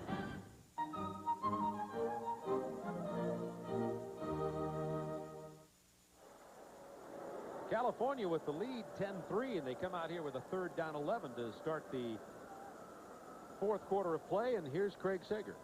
Well, thank you, Bob. With me, a man who's a spectator at a college football game for the first time in his career, Ken Harvey from the Phoenix Cardinals. Good to see your alma mater. Glad to be here. I'm enjoying this game. I love it. This is great. I know you hear a lot about the team. You heard about the great running backs. Are you surprised they've not done more offensively? Yeah, I'm real surprised, but, you know, the sign of a good team is when one side is not doing well, the other side has to pick up, and Cal's defense is playing a great game. What about the passing attack? You think they'll go with what's working well and throw the ball more? Well, if it works, you might as well go with it until they can stop it. Passing game's going great, and they should keep doing it. Okay, thanks a lot. Ken Harvey from the Cardinals. Back to you, Bob. It'll be 3rd down 11 now for California. The quick snap. Here's Pulaski on the rollout. Good coverage. Has to throw on the run. It is complete at the 15-yard line. A tough catch in traffic, a gain of 12 yards. It was Sean Dawkins who came down with the ball, and what a pass that was thrown by Mike Pulaski. And then Wyoming had it covered early, Bob, and you're going to see number 57, Robert Midget. He reads it, he gets out, he's in the curl zone. Pulaski can't throw it, he pulls up, but Dawkins slides to the outside. Here comes the ball. Midget's there a little late. A hit from the outside, but nice catch by Sean Dawkins. Dawkins limped off the field. Run it inside to White. He gets to the 10, struggles for just a little bit more. Make that Anthony Wallace is back in the ball game, number 6 carrying the ball. Wallace, 13 carries. He has 46 yards today. Cal has been very effective once they get inside the 20, Bob. Been in there 41 times, scored 34 times. 30 of those were touchdowns, so 75% of the time they get inside the 20, they got TDs on the board. Well, on the 3rd down 11, Pulaski and Dawkins came up with a big play. Here comes Wallace. He has running room. To the 3, 1st down, Cal. Bowker takes him down. And a great block by Greg Zummo that opened that one up. Watch this develop. Number 28, Greg Zummo. Both linemen pull, and here goes Zummo. Man-to-man on Willie Wright. Zummo's outweighed in that battle, and shells him. Bowker hustling to get there, makes the stop. Wallace fights back in it, prevents the touchdown. Wallace and Zumwalt in the backfield. Wallace hit at the 5. No, Pulaski keeping, throwing into the end zone. Incomplete. Beautiful fake to Wallace, and then Pulaski rolled to the right side looking for Woodall. It goes incomplete. Now, he had a couple of people out there. He just didn't get it off in time, and Mike will see that in the films and be disappointed because Woodall was out there along with Steve Stafford, I'm sorry. This is 2nd down 4. 2nd and goal from the 4. Handoff, Zumwalt. Touchdown, California. That's Zumwalt's first touchdown this year.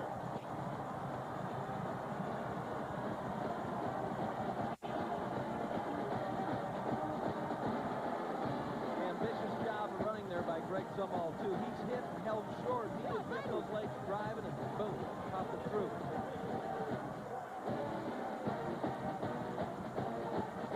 Midget fills it. Bowker steps up. And he just keeps right on trucking. Point after is perfect. It is 17-3, California.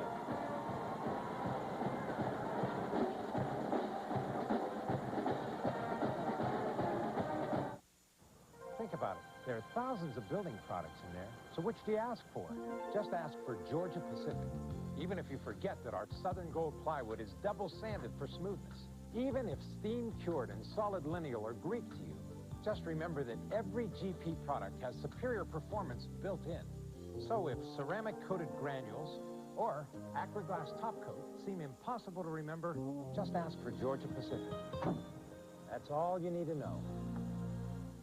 Before building personal computers for networks, Compaq thinks about you, about the kind of people you work with, and the number, how information moves and how fast it goes. This is why Compaq was first to put the performance of an impersonal computer system into a personal computer system, and why so many companies run their PC networks with the high performance of Compaq, to give more power to more people, and more people, and more people. Compaq. It simply works better. California opens a commanding lead in the Domino's Pizza Copper Bowl for 1990, 17-3, 13:38 to go in the ball game, and the commanding lead came when number 28 Zumwalt takes it into the end zone. He follows James Richards into the end zone and runs into Brian Bowker, but he just got too big a head of steam working his way and carries the Cowboys into the end zone. And he's been impressive all year long. As we mentioned before, you don't hear much about him because he's operating in the shadow of two 1,000-yard rushers, but that guy's an excellent blocker. He set up that touchdown, actually, with a block on Willie Wright. Greg Zumwalt played last year as a true freshman. His brother, Eric, who doesn't weigh as much as he does, is a true freshman, starting at middle linebacker for California. Bruce Snyder said, look, if they had 10 kids in the family, they'd take them all. Been good performers for the Golden Bears. You know, on this starting team, they're losing Richards and Rogers and Anthony Wallace, and otherwise they're back intact. This is going to be a powerful offensive football team in the Pac-10 next year. Exactly, and if they can stay as healthy as they did this year, they'll be tough to handle. Williams at the 6. Looking for a crack, almost found it out to the 33-yard line. He showed you some speed there. 13:33 to go in the game. A return of the kickoff of 28 yards. Marty Holly got down to trip him up, and Wyoming going to have to try to get something going offensively. They have been unsuccessful offensively all day long, as evidenced by the 17-3 score. There's Bruce Snyder, and he knows that they haven't won a bowl game since 1938. They beat Alabama 13-0. Scoring drive at 11 plays, 51 yards. Yeah, California was 0 for the 80s in bowl appearances. The last one was in 79. Carrancis steps up, completes it to Gordy Wood. Wood gets about 4 this time. Ron English hauls him down. The chip away offensive attack that Wyoming tries to use becomes somewhat of a negative here, because what happens is they keep it inside the sticks, so to speak, and just chew up clock and against their own best wishes. Exactly, but plenty of time left. 13 minutes left to go in the game. They developed a scoring drive in under 2 minutes at the end of the first half, so they can get it cranked up. They'll go back to the shotgun before long. Yeah, it'd be a good idea to do that. And Paul Roach said they would probably try it here in this half. Carrancis under pressure. He can't turn the corner and falls down. He was under intense pressure, too. Chidi Ahonatu was the man making the primary pressure. He's number 72. He just came back from a visit to Nigeria, his family's homeland. We got a little game going. Chidi comes up the middle. Mac Travis swings it to the outside. He's there for contain.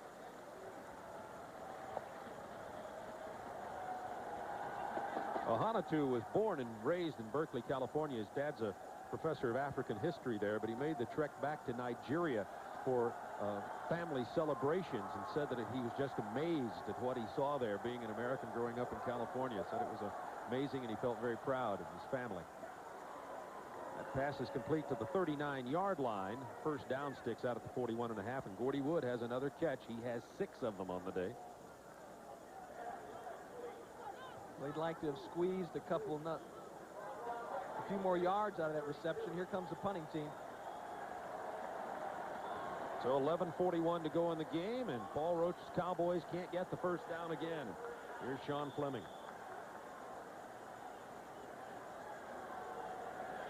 But I'm sure Sean Fleming has had his one run for the day as you see Brian Craig set to receive this punt. A little late getting the special teams players out there on the punt protection.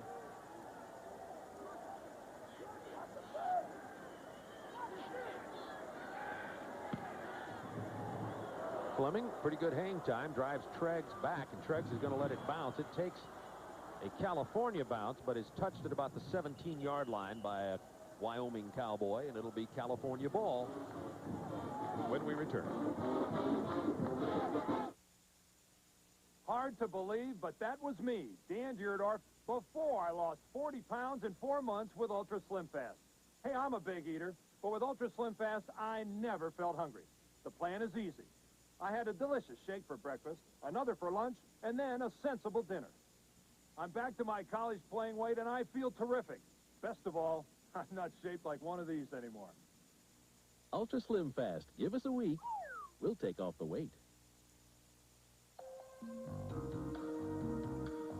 Soloflex. One machine. One workout program. 32 exercises.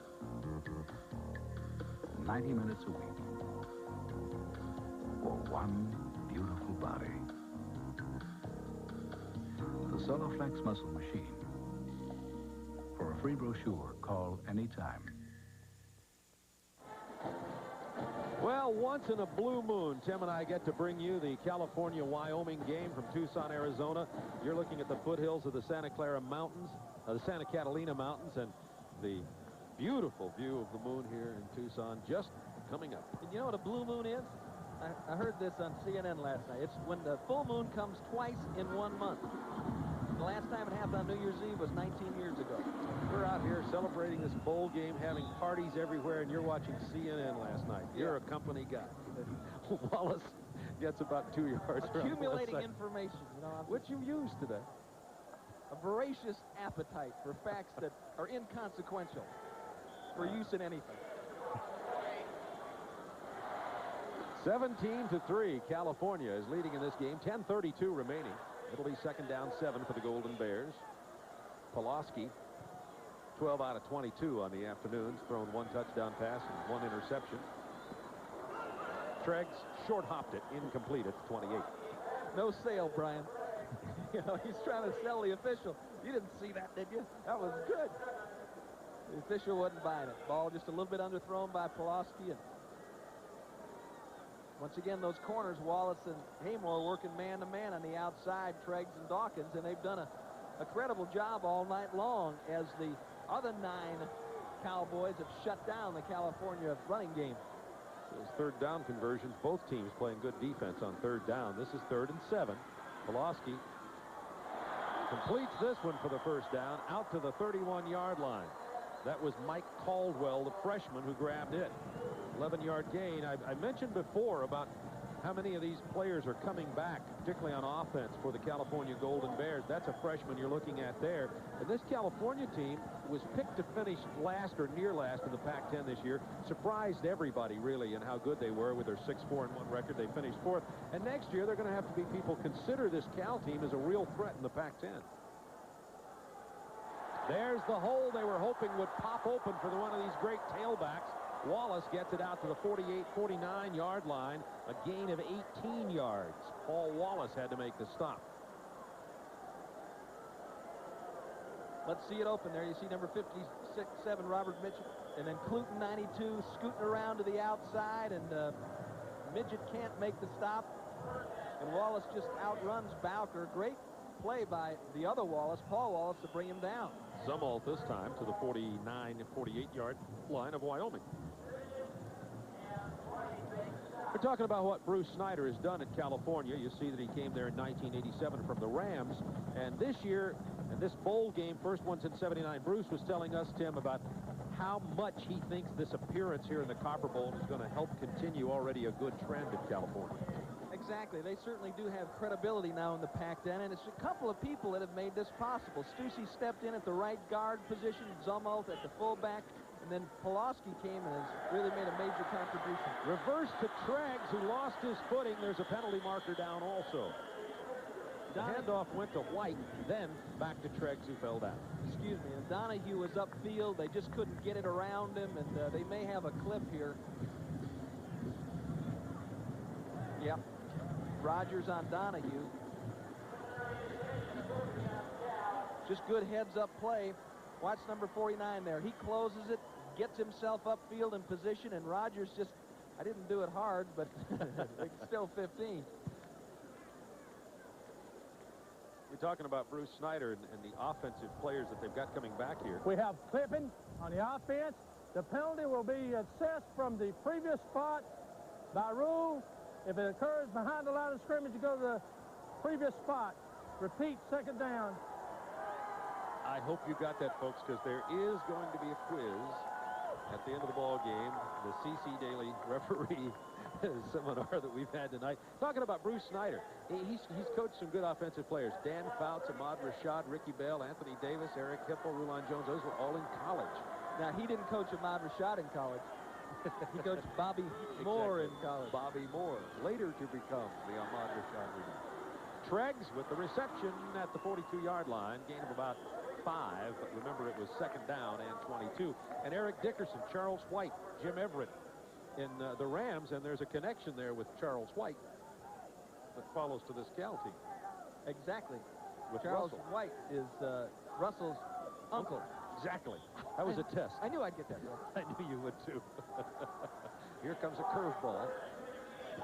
For 9 years, I've been throwing Tim Foley curveballs in the booth, and he jerks most of them out of the stadium. Third down, 16. Here's the handoff to Charlie's nephew out to the 46-yard line. And that's kind of a scary feeling if you're Brian Bowker. That thing came up the chute wide open. Couldn't really get any footing on the turf down here. It came loose a little bit, and it's going to be fourth down, and they may go for this. It'll be fourth down and 4. That's a long one to go for out here at the 46-yard line. It's 17-3. If Bruce were to call and ask me about this, I think I'd advise him to punt it away. What would you do? Well, he's going to call a timeout and talk it over. Talking there to Dick Arbuckle, and we'll be back to find out what their decision is. Our phone's ringing.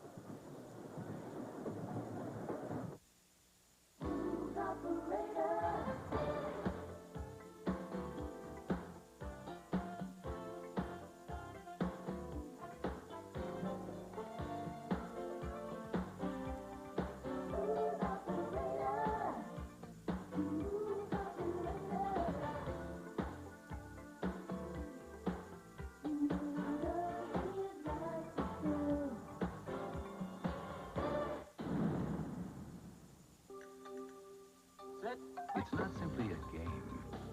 It's an era of fitness, health, muscle development, body toning, beauty, and power. It's the era of soul effect.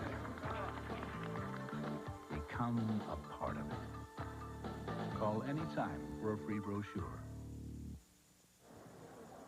There's the moon over Miami. I guess it's over Miami, too, right? It is over Miami, too. I'm sure they can see it from down there. It's pretty big. But right now, it's mainly over Tucson, Arizona. 17-3, Cal leading, and Bruce Snyder chatted with Tim and I, and we advised him to go ahead for the punt. Now, they decided to punt, supposedly. Well, yeah, they're going to do it. They've run a fake punt several times, and Keene gets it off. Fair catch. The ball came loose. Penalty markers down. I think they're going to say that the punt receiver was interfered with. Robert Rivers.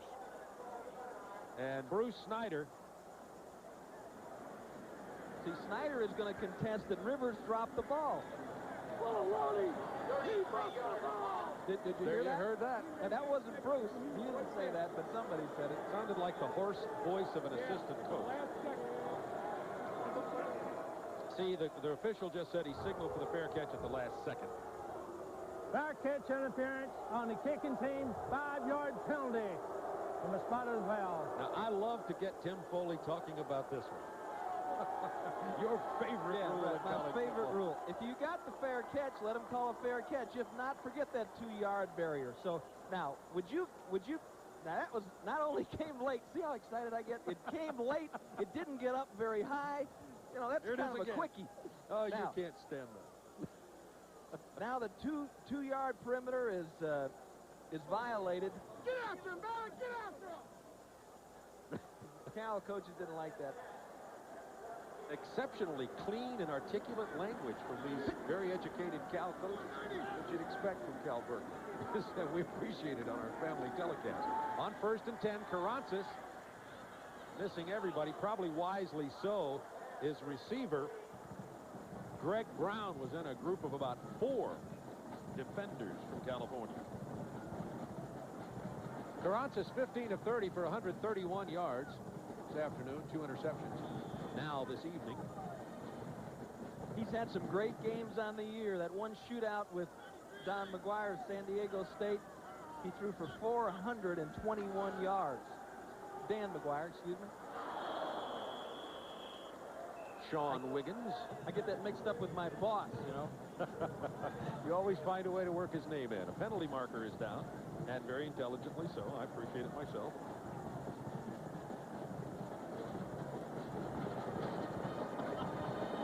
.7:23 to go in this one. Cal leading at 17-3, and Wyoming just has been unable to put together any kind of offense except for one short 2-minute drive in the first half.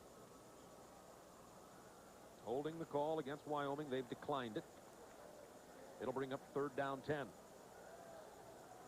There's Gordon Shaw, the offensive line coach, and last year he was the defensive coordinator at Idaho. And the offensive coordinator at Idaho is now the line coach at California, Dan Cazzetto.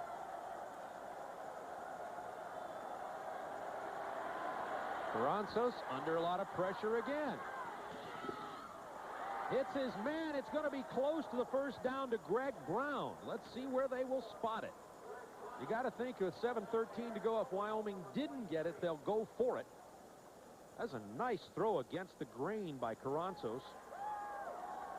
Well, he threw for 2,700 yards and 15 TDs this year, and he's a good athlete, Bob. He walked on as a freshman to the Cowboy basketball team, zips it back in there. Not much room. Eric Zumwalt knocks him for a loop, and now he gets the first down. Amaker Harris goes off. Gordy Wood comes on out of the shotgun now. See if they go in that hurry-up offense. It's complete right across the middle. First down and a whole lot more. That is Sean Wiggins out here to midfield. Well, Wyoming can certainly affect this 2-minute drill with 7 minutes to go. Gain of 24. You know, they'll stay in the shotgun now. And that was a blitz. And Wiggins just beats, it looks like Eric Zumwalt. No, it's not. It's Michael Davis. Wiggins beats Michael Davis to the inside. Carrancis puts it on the money. Carrancis has time again. Gain this time of about 7.5 yards to the 41 to Ryan Yarbrough. Along with Tim Foley, Bob Neal with you at the 1990 Domino's Pizza Copper Bowl from Arizona Stadium in Tucson, Arizona. Colorado leading at 17-3, 6:25 remaining in the game, but it's 2nd down 2 for Wyoming on the drive. And there's the first down. And more to the 22 is Mark Timmer. One of what Paul Roach calls his blacksmith running backs, but a penalty marker's down. Gain of 20 on the play. Times he finds a crack back to the weak side. Timmer just kind of pumped it in there until he found an opening, and then I'm not sure Mark knew he could run that fast. That's against California. They'll tack it on to the end of the run. You know, he's a walk-on that earned a scholarship, but he rushed 52 times this year for 124 yards. Late hit on the defense. Half the distance to go. First down. They'll spot that ball now just outside the 16-yard line of California. See, he takes it back against the grain, finds somebody that's gone upfield instead of closing down. Cannon finally pulls him down from the back. Mark Timmer, Norfolk, Nebraska. Now the Wyoming fans are starting to have a little something to say. First down from the 12-yard line. They're pitching it back to Dapper. Touchdown, Wyoming. Jay Dapper took it off the left side for the touchdown. And a great block by Mark Zimmer on Chris Cannon. We talked earlier, Tim, about California games they lost, losing it late in the ball game and giving up some points. It's happening here. Watch number 48, Mark Timmer leading the way. Here comes Cannon up to take it on. Timmer knocks him out of there, and Dapper, who doesn't have a lot of speed, finds a crease, but he scored 7 touchdowns this year. That's number 8 for him. Good job. Paul Roach has his guys back in this football game again. Sean Fleming. Let's see, they're not going to go. Are they going to go for the 2? And yes, California not ready for it. They get a timeout here. Paul Roach was going to go for the 2 here and catch California off balance, but California wisely called a timeout. It's 17-9. We'll be back to see what Wyoming elects to do now right after this. When things get this hot, you know something's going down. New orange and new fruit punch Gatorade. Now with more orange, more fruit punch, more natural fruit flavor than ever. Cooling that heat with fluids, minerals, energy. New bigger and better orange and fruit punch. Gatorade. Going down easy, just like the other team. It's Thursday for that deep down body thirst. At Compaq, before we build our desktop personal computers, we look at you. We look at what you do and the power and performance you need to get it done. Since introducing the world's first high-performance 386 PC, Compaq has never stopped, giving you more power, more speed, and the best of the latest technology. To do, well, that's up to you. Compaq. It simply works better. Well, Wyoming making a comeback here. They were trailing 17-3, got an exceptional no-huddle quick snap offense going, and Jay Dapper took it in for the touchdown, and now Wyoming is going to go for 2. And they faced some 2-point conversion attempts in the past, and a couple big ones against San Jose State and against Stanford. California was successful in defending.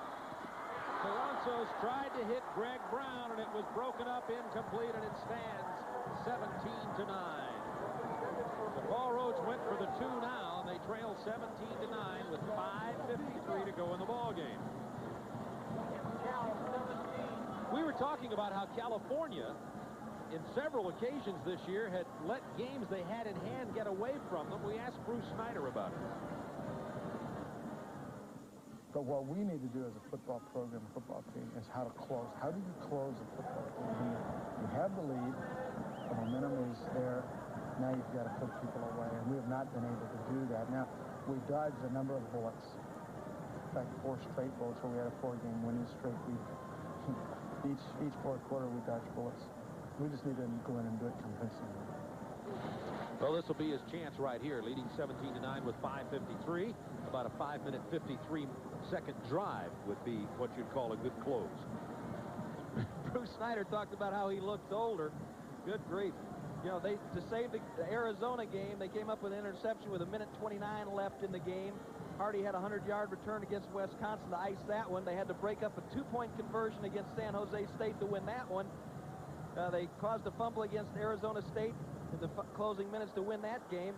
And they knocked the ball loose from Tommy Maddox in the UCLA game at the end of the game to preserve that victory. I mean, it's been hairy. Might be again. Here's a short pop-up kick. They'll try to keep the long running back. That came loose at the 31-yard line. Looked like Cal fell on it. The wingback went over there to try to make the grab. That looked like number 46, Brad Ralston. If I'm not mistaken, had trouble seeing his number there, but Cal did cover the ball, and they will hold on to it. And Ralston did the right thing. He signaled for a fair catch.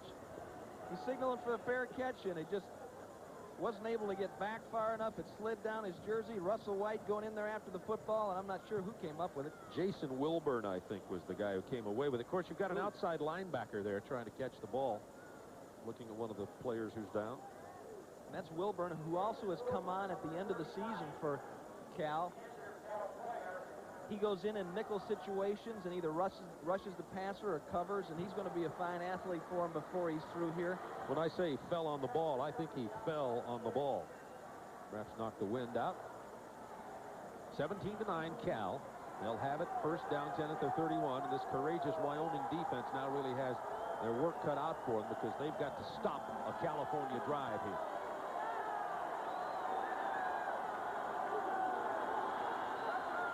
Russell White ran into his receiver who was trying to block for him. Treggs over there. Here's the Wyoming scoring drive. It was that quick snap offense, 83 yards, 7 plays, and only a minute 40. And he did it from the shotgun with the exception of the last play, which was a regular formation and the toss. Stafford took it in on a great block by Mark Timmer. Timmer also had a long run in that series, so good job by the fullback. Second down, 8. White turned the corner. He loses yardage down at the 30. And I agree with you, Tim. Russell White has not run with the acceleration and lightning quickness that everybody talks about and that we've seen in the videotapes in this ballgame. But watch Willie Wright here, number 96. Boom!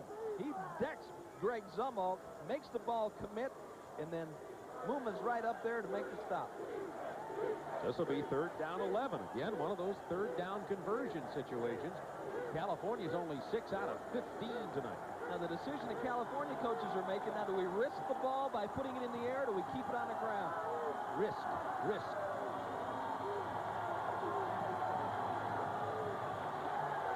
Here's the risk. It is complete, but for a gain of only a yard or 2 to the 32, and this Wyoming defensive team has stood tall once again. We have 4:18 to go in the ball game. Zumwalt was the man who caught the ball. He was hit by Peters. Great job by Peters, and of course Peters was forced into playing defensive end because of the injury to Thomas Williams, and he's done a fine job, as he says hi to Del White there, the defensive coordinator. Looks like Wyoming's going to try to come after this Robbie Keane punt. They're going to at least make him think they're coming after. They blocked one already today. Keane gets away a gorgeous punt. The fair catch called for at the 22-yard line by Robert Rivers. 45-yard clutch punt by Robbie Keane. With economic indicators headed downhill, you may be hesitant to buy a new car. That's why your Hyundai dealer's offering the biggest rebates in Hyundai history. Till January 3rd, get double rebates on economical 91 Excels, starting at $52.75. Double rebates on sporty 91 Scoops, now $79.90 with power steering and stereo. So even though the economy's down, you can still be up. Till January 3rd, take advantage of record-breaking rebate days. See your nearest Hyundai dealer now. So much has gone into the design of Soloflex. Years of refinement, the finest materials, the strongest, most dependable steel, the sleekest, most efficient form. Building in value at every step of design and construction. We know those of you who use Soloflex take pride in your bodies. And at Soloflex, we take pride in knowing that. For a free brochure, call anytime. California leading Wyoming 17-9 with 3:44 to go, and the Cowboys will have it at their 22-yard line. TBS Sports is proud to begin here in 1991 our association with the PGA Tour, which will begin with the United Hawaiian Open January 17th through the 20th. We'll have exclusive live prime time coverage each evening, all 4 nights in prime time. 17-9 California out of the shotgun. Carranzas. Cowboys hoping California remembers that they lose some of them late.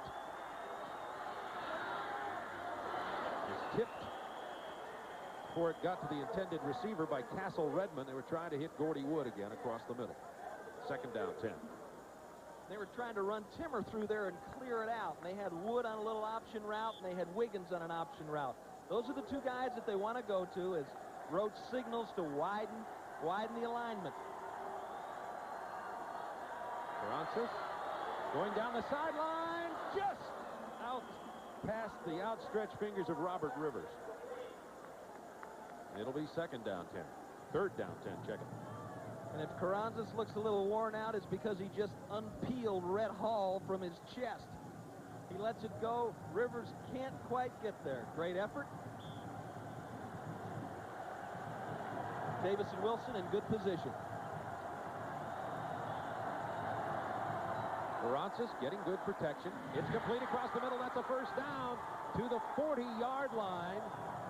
Sean Wiggins with the reception, a gain of 18 yards. Again, Wyoming hurrying up to the line, and California players on defense have got to be saying to themselves, here we go again.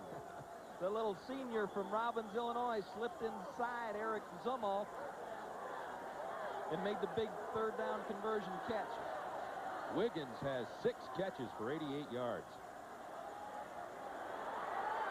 It is complete to the 27-yard line, and that's 9 catches for, make it 7 for Wiggins.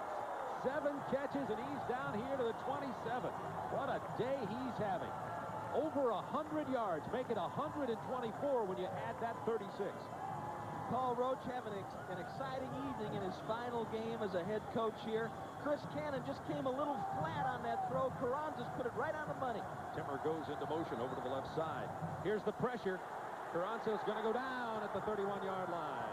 Ron English came right up from the right side. He's that strong safety who Tim told you plays more of a rover back kind of position.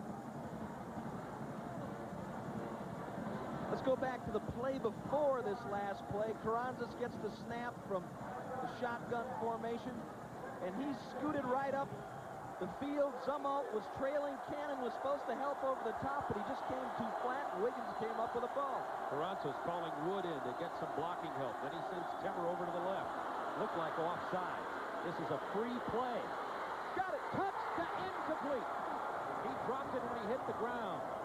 The intended receiver was Wiggins again. He couldn't hold on to it. Looked like California was offside. Well, he had it. Sorry, I got excited. He did have it.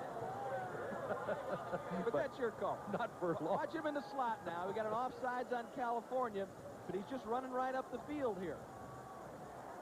California defensive back didn't get turned in time, and Wiggins just couldn't hang on.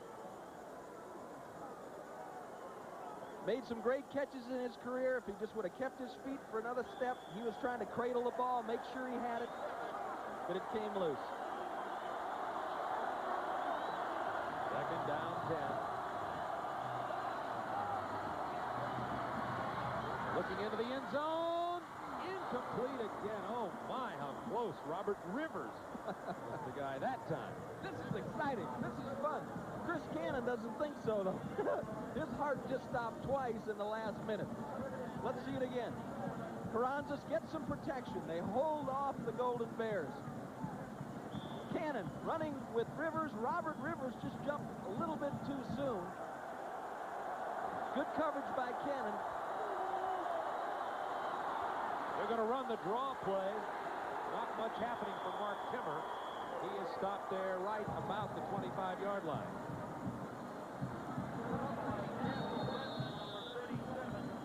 .207 to go in this ball game. We got a timeout called by Wyoming. We'll be right back. A company can learn a lot in 125 years. Valvoline has. You learn in the lab, you learn on the road, you learn on the racetrack. As you learn, you make your product better. And better, and better.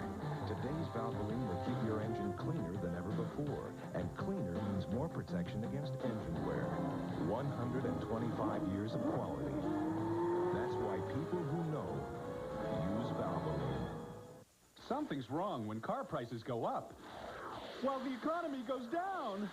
That's why your Hyundai dealer is offering the biggest rebates in Hyundai history. Till January 3rd, get $2,000 off all roomy, midsize 91 Sonatas, loaded with powerful V6, 4-speed automatic, air conditioning and stereo, just $10,995. Economic news may be bad. News from your Hyundai dealer is good. Till January 3rd, take advantage of record-breaking rebate days. See your nearest Hyundai dealer now. On fourth down, they're going for a field goal. It'll be a 42-yard attempt by Fleming. Or are they? Well, Paul Roach has a bag full of tricks, and he said he was going to miss coaching. This is a part of coaching he's going to miss. The feeling that he has right now, the excitement that's running through his blood right now. It's no good. Fleming misses it. And with 2:03 to go, the 41-yard field goal attempt falls short. Well, he's hoping there. He wants to knock it through, get... What is he hoping? Yes, I was just going back to the scoreboard. I was going over that mathematically. Right, yeah. It would have made it 17-12, meaning another field goal would have made it 17-15. So I didn't quite understand that on the fourth down call, as opposed to going for the first down. Well, I'm sure Paul will be able to explain that to the reporters after the game. I'm sure. So only 2:03 to go here now, and Wyoming trails it 17-9. Wyoming does have 2 timeouts. Russell White gets not much there. Bruce Snyder hoping to hold on here for the first bowl victory for California since 1938. Against Alabama, 13-0 win. And you can bet that Bruce Snyder, that man right there, is going to spend a lot of time during the offseason talking about how to close the game. He doesn't want to go through any more like this. The clock stopped at 1:58. Now both teams have 1 timeout remaining. We'll listen in here. Third down, I may call east. Yeah, hit the ground.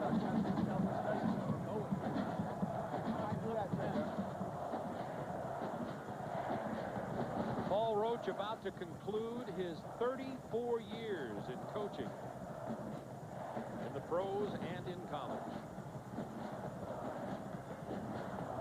Fortunately for college athletics, his presence will still be there in the form of responsibilities as an athletic director at Wyoming. He's the kind of person that you want to stay involved in college athletics.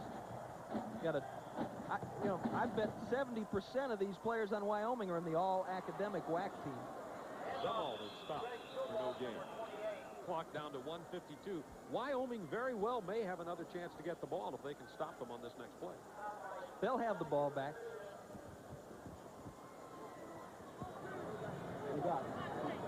And of course they're 8 points away from tying, so they still have a mathematical possibility of getting a tie in this bowl game if they get the ball back.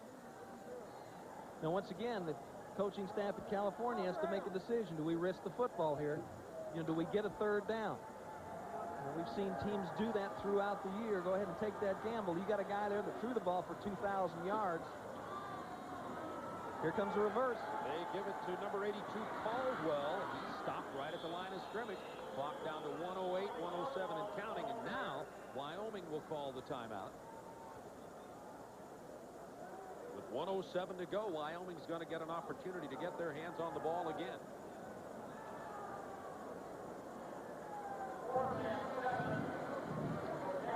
Wyoming's going to come after the punt, I would assume. They've already had success one time. Keene nails the ball. If you don't put pressure on him, you may be able to flitter him into a bad kick. No kicker is beyond that.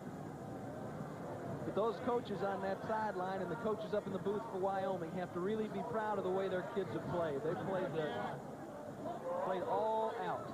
As Pulowski wishes happy birthday to someone. Did he say Connie Foley? Happy birthday, Connie? Maybe he said that.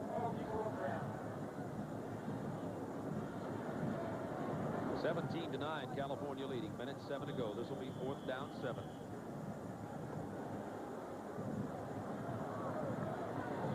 And Robbie Keene comes in for the punt. He's had a heck of an afternoon punting the ball, averaging 47 yards per punt. Rivers back at his 30.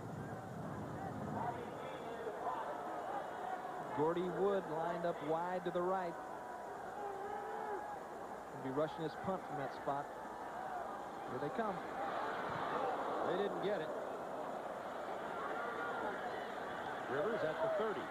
Doesn't have any help back there. He's going to turn the corner. Gets the big block. Down the sideline comes Rivers. Needs some more help. Rivers may go. Rivers at the 5. Touchdown, Wyoming.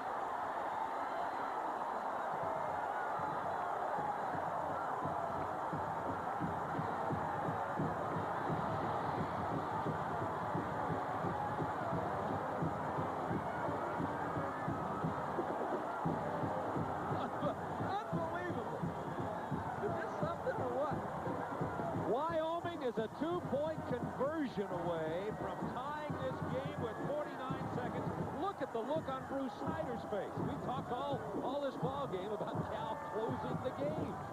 He talked about dodging bullets during their 4-game win streak, maybe again. And that was a 10-man rush there, Bob. They were all going after the punt. And Rivers just took a little dip inside, then they broke contain. By that time, some of the Cowboys were back to help him out. There's that kicking game again. 17-15 Cal. They're going for 2. It's all down to this. Where is Gordy Wood? That's what you want to ask if you're on defense. Where is he? They're lined up with too tight. I've seen him run a couple of different 2-point attempts in the tapes that we've reviewed. We're going to take a look at this punt return first, though. This is something. This is all by himself. Gets around the corner, and then bang. You know, he gets a great block by Ty Muma. And now he's cutting it back. He picks up a couple of more there. One from Midget. Then he breaks the tackle himself. And Gordy Wood down there helping him out. And zips into the end zone. What a play by Robert Rivers. 70 yards. Here's the... Now they're spread, Bob. Now they come back and they got it spread. Carranzo's trying to get the call out to Wood. Carranzo's waiting, and now running for his life. They get him. California holds on. Joel Dixon comes and gets him. Exceptional job of coverage by the California secondary. The pressure eventually got to Carranzo's, but understand this, Bob. With 12 seconds left against Stanford, with 12 seconds left, that same thing happened to Stanford. Stanford came back with an onside kick, recovered the ball, and they came back to win the game. They shut him off. He's trying to go to his left, covered, no good. Tries to work his way around Joel Dixon. He just can't do it. Too good a defense by California, and they're celebrating now, but they've been here before. And there's 49 seconds left in this game, which, as Bruce Snyder knows, is an eternity. There's a man who is really, as he's a graduating senior, takes some tremendous statistics to go, and perhaps a professional draft choice. He could be. He's got good abilities. His career has been hampered by injuries. But he displays quickness, and he's got the size to play in the NFL. And he came up with a big play against UCLA. He's the one that recovered the Tommy Maddox fumble at the end of that UCLA game that was caused by Michael Davis. Paul Roach orchestrating the sideline, getting his team ready to go in once they recover this onside kick. Well, we watched Wyoming practice onside kicks, and this Sean Fleming hit some beauties. Get that 1 or 2 bounces and then pop high in the air. And in practice, he was able to handle it well. Of course, it's a little bit different out here. From the 35-yard line, they line them up, all those sure-handed people over there on the left side. Cal also practicing the onside kick and the onside kick return team. The ball has to go, obviously, 10 yards. Once the ball is touched, whether it goes 10 yards or not, it's a free ball. Here's that high hop. That ball's loose. Who's got it? Did it get out of bounds? If it's out of bounds, it'll be a penalty marker. They did throw the flag. And you can refuse the penalty. Absolutely.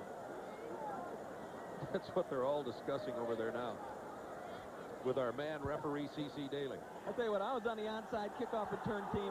I was hoping that kicker would bounce it into the upper deck. High-pressure football right there. Now with 49 seconds left. Disregard the flag. The kick was touched prior to going out of bounds. First down. So it was touched, no penalty marker. California gets the football, and they'll have it at the 47.5-yard line. Had it simply gone out of bounds, of course, California did have the option of refusing that penalty. So it's 17-15 Cal. All they got to do now is not lose it. Wyoming does have one timeout remaining. Snyder was signaling they had no timeouts left, so we'll see if they have any left or not. What a tremendous game. Both these coaches should be extremely proud of their teams. These guys came to play. You've seen bowl games through the course of the holiday season where one or the other team, they just didn't show up. You know, they took the trip, but they didn't play the game.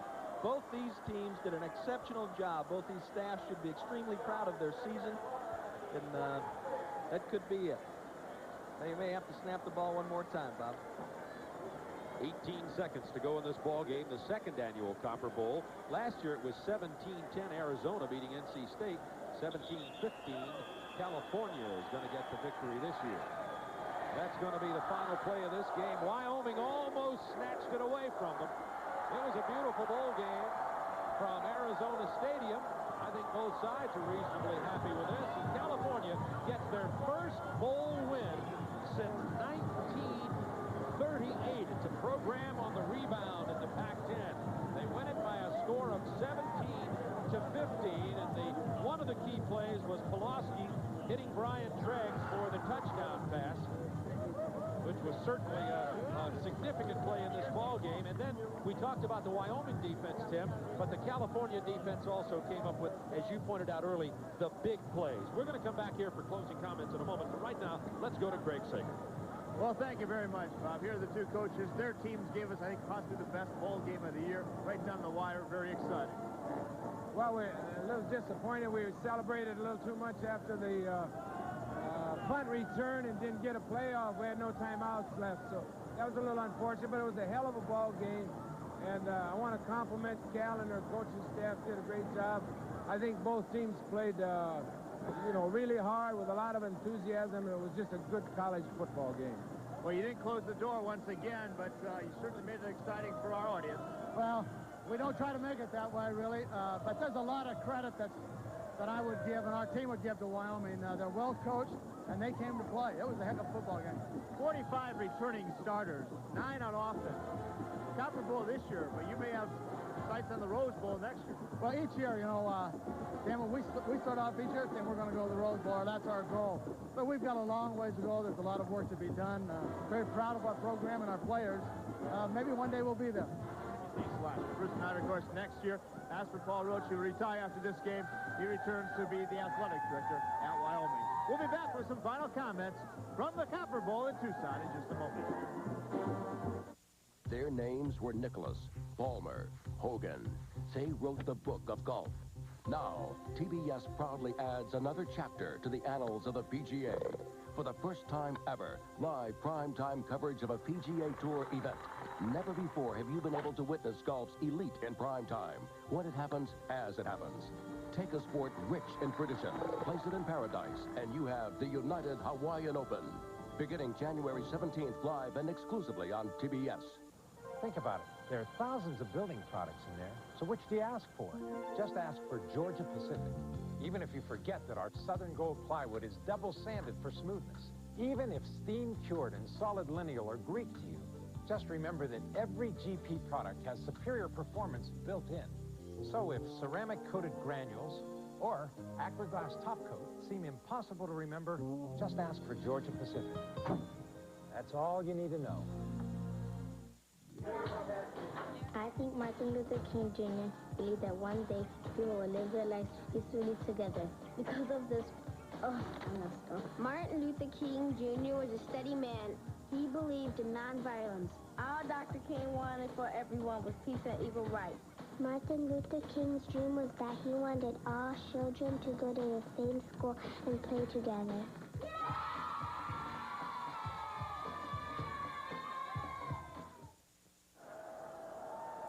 Well, California gets the victory in the second annual Domino's Pizza Copper Bowl by a score of 17-15. And as you heard Bruce Snyder say down there, they don't plan to make them this exciting, but on behalf of our entire telecast crew, I think, Tim, you're joining me in thanking the California Golden Bears and and Rivers for that great 70-yard punt return. Good ball game. Just fantastic. I was talking to the producer, Rowan Backfish, up until the last 30 seconds about who the player of the game was going to be. You know, he figured Pulaski, and then, whoop, maybe Rivers. And so, really exciting football game. I hope you enjoyed it as much as we did. And we've had a great year, and the people out here were fantastic, and it's just been a good experience. It certainly has. We were talking about Pulaski, the quarterback for California. He's one of these down-and-dirty guys. He doesn't look flashy. He doesn't look like a typical West Coast kind of quarterback, kind of a Northeastern guy, maybe. Some guy from New Jersey. I mean that in the best sense. A tough street guy, and he's down on the sideline right now with Craig Sager.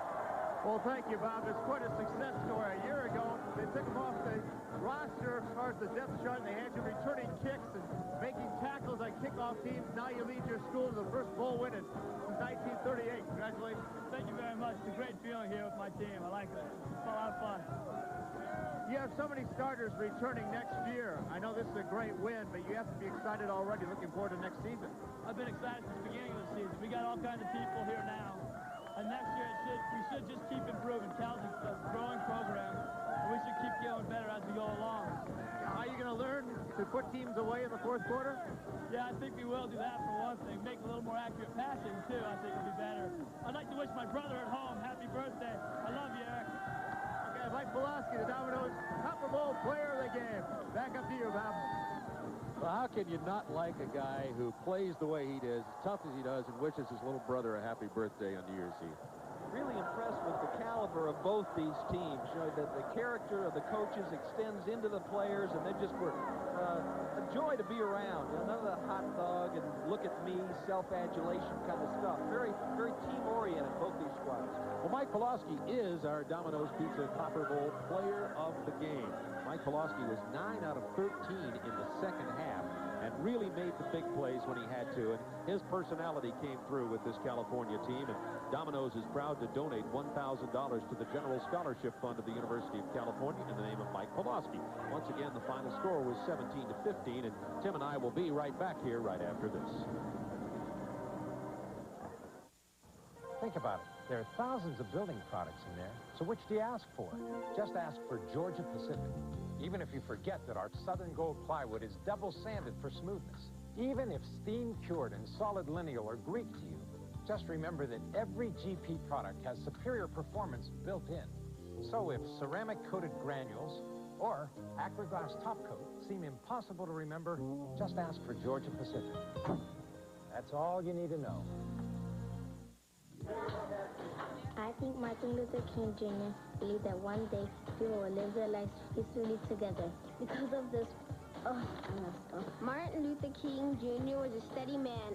He believed in nonviolence. Our Dr. King wanted for everyone was peace and equal rights. Martin Luther King's dream was that he wanted all children to go to the same school and play together.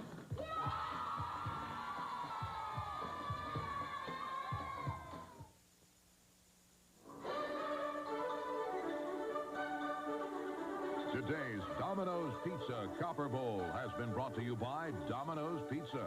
Call Domino's and catch all the action. It's time for Domino's Pizza. By Georgia Pacific. Ask for Georgia Pacific building products with superior performance built in. By Hyundai. Test drive the new Sporty Scoop from Hyundai. Yes, Hyundai. And by Valvoline Motor Oil. People who know use Valvoline.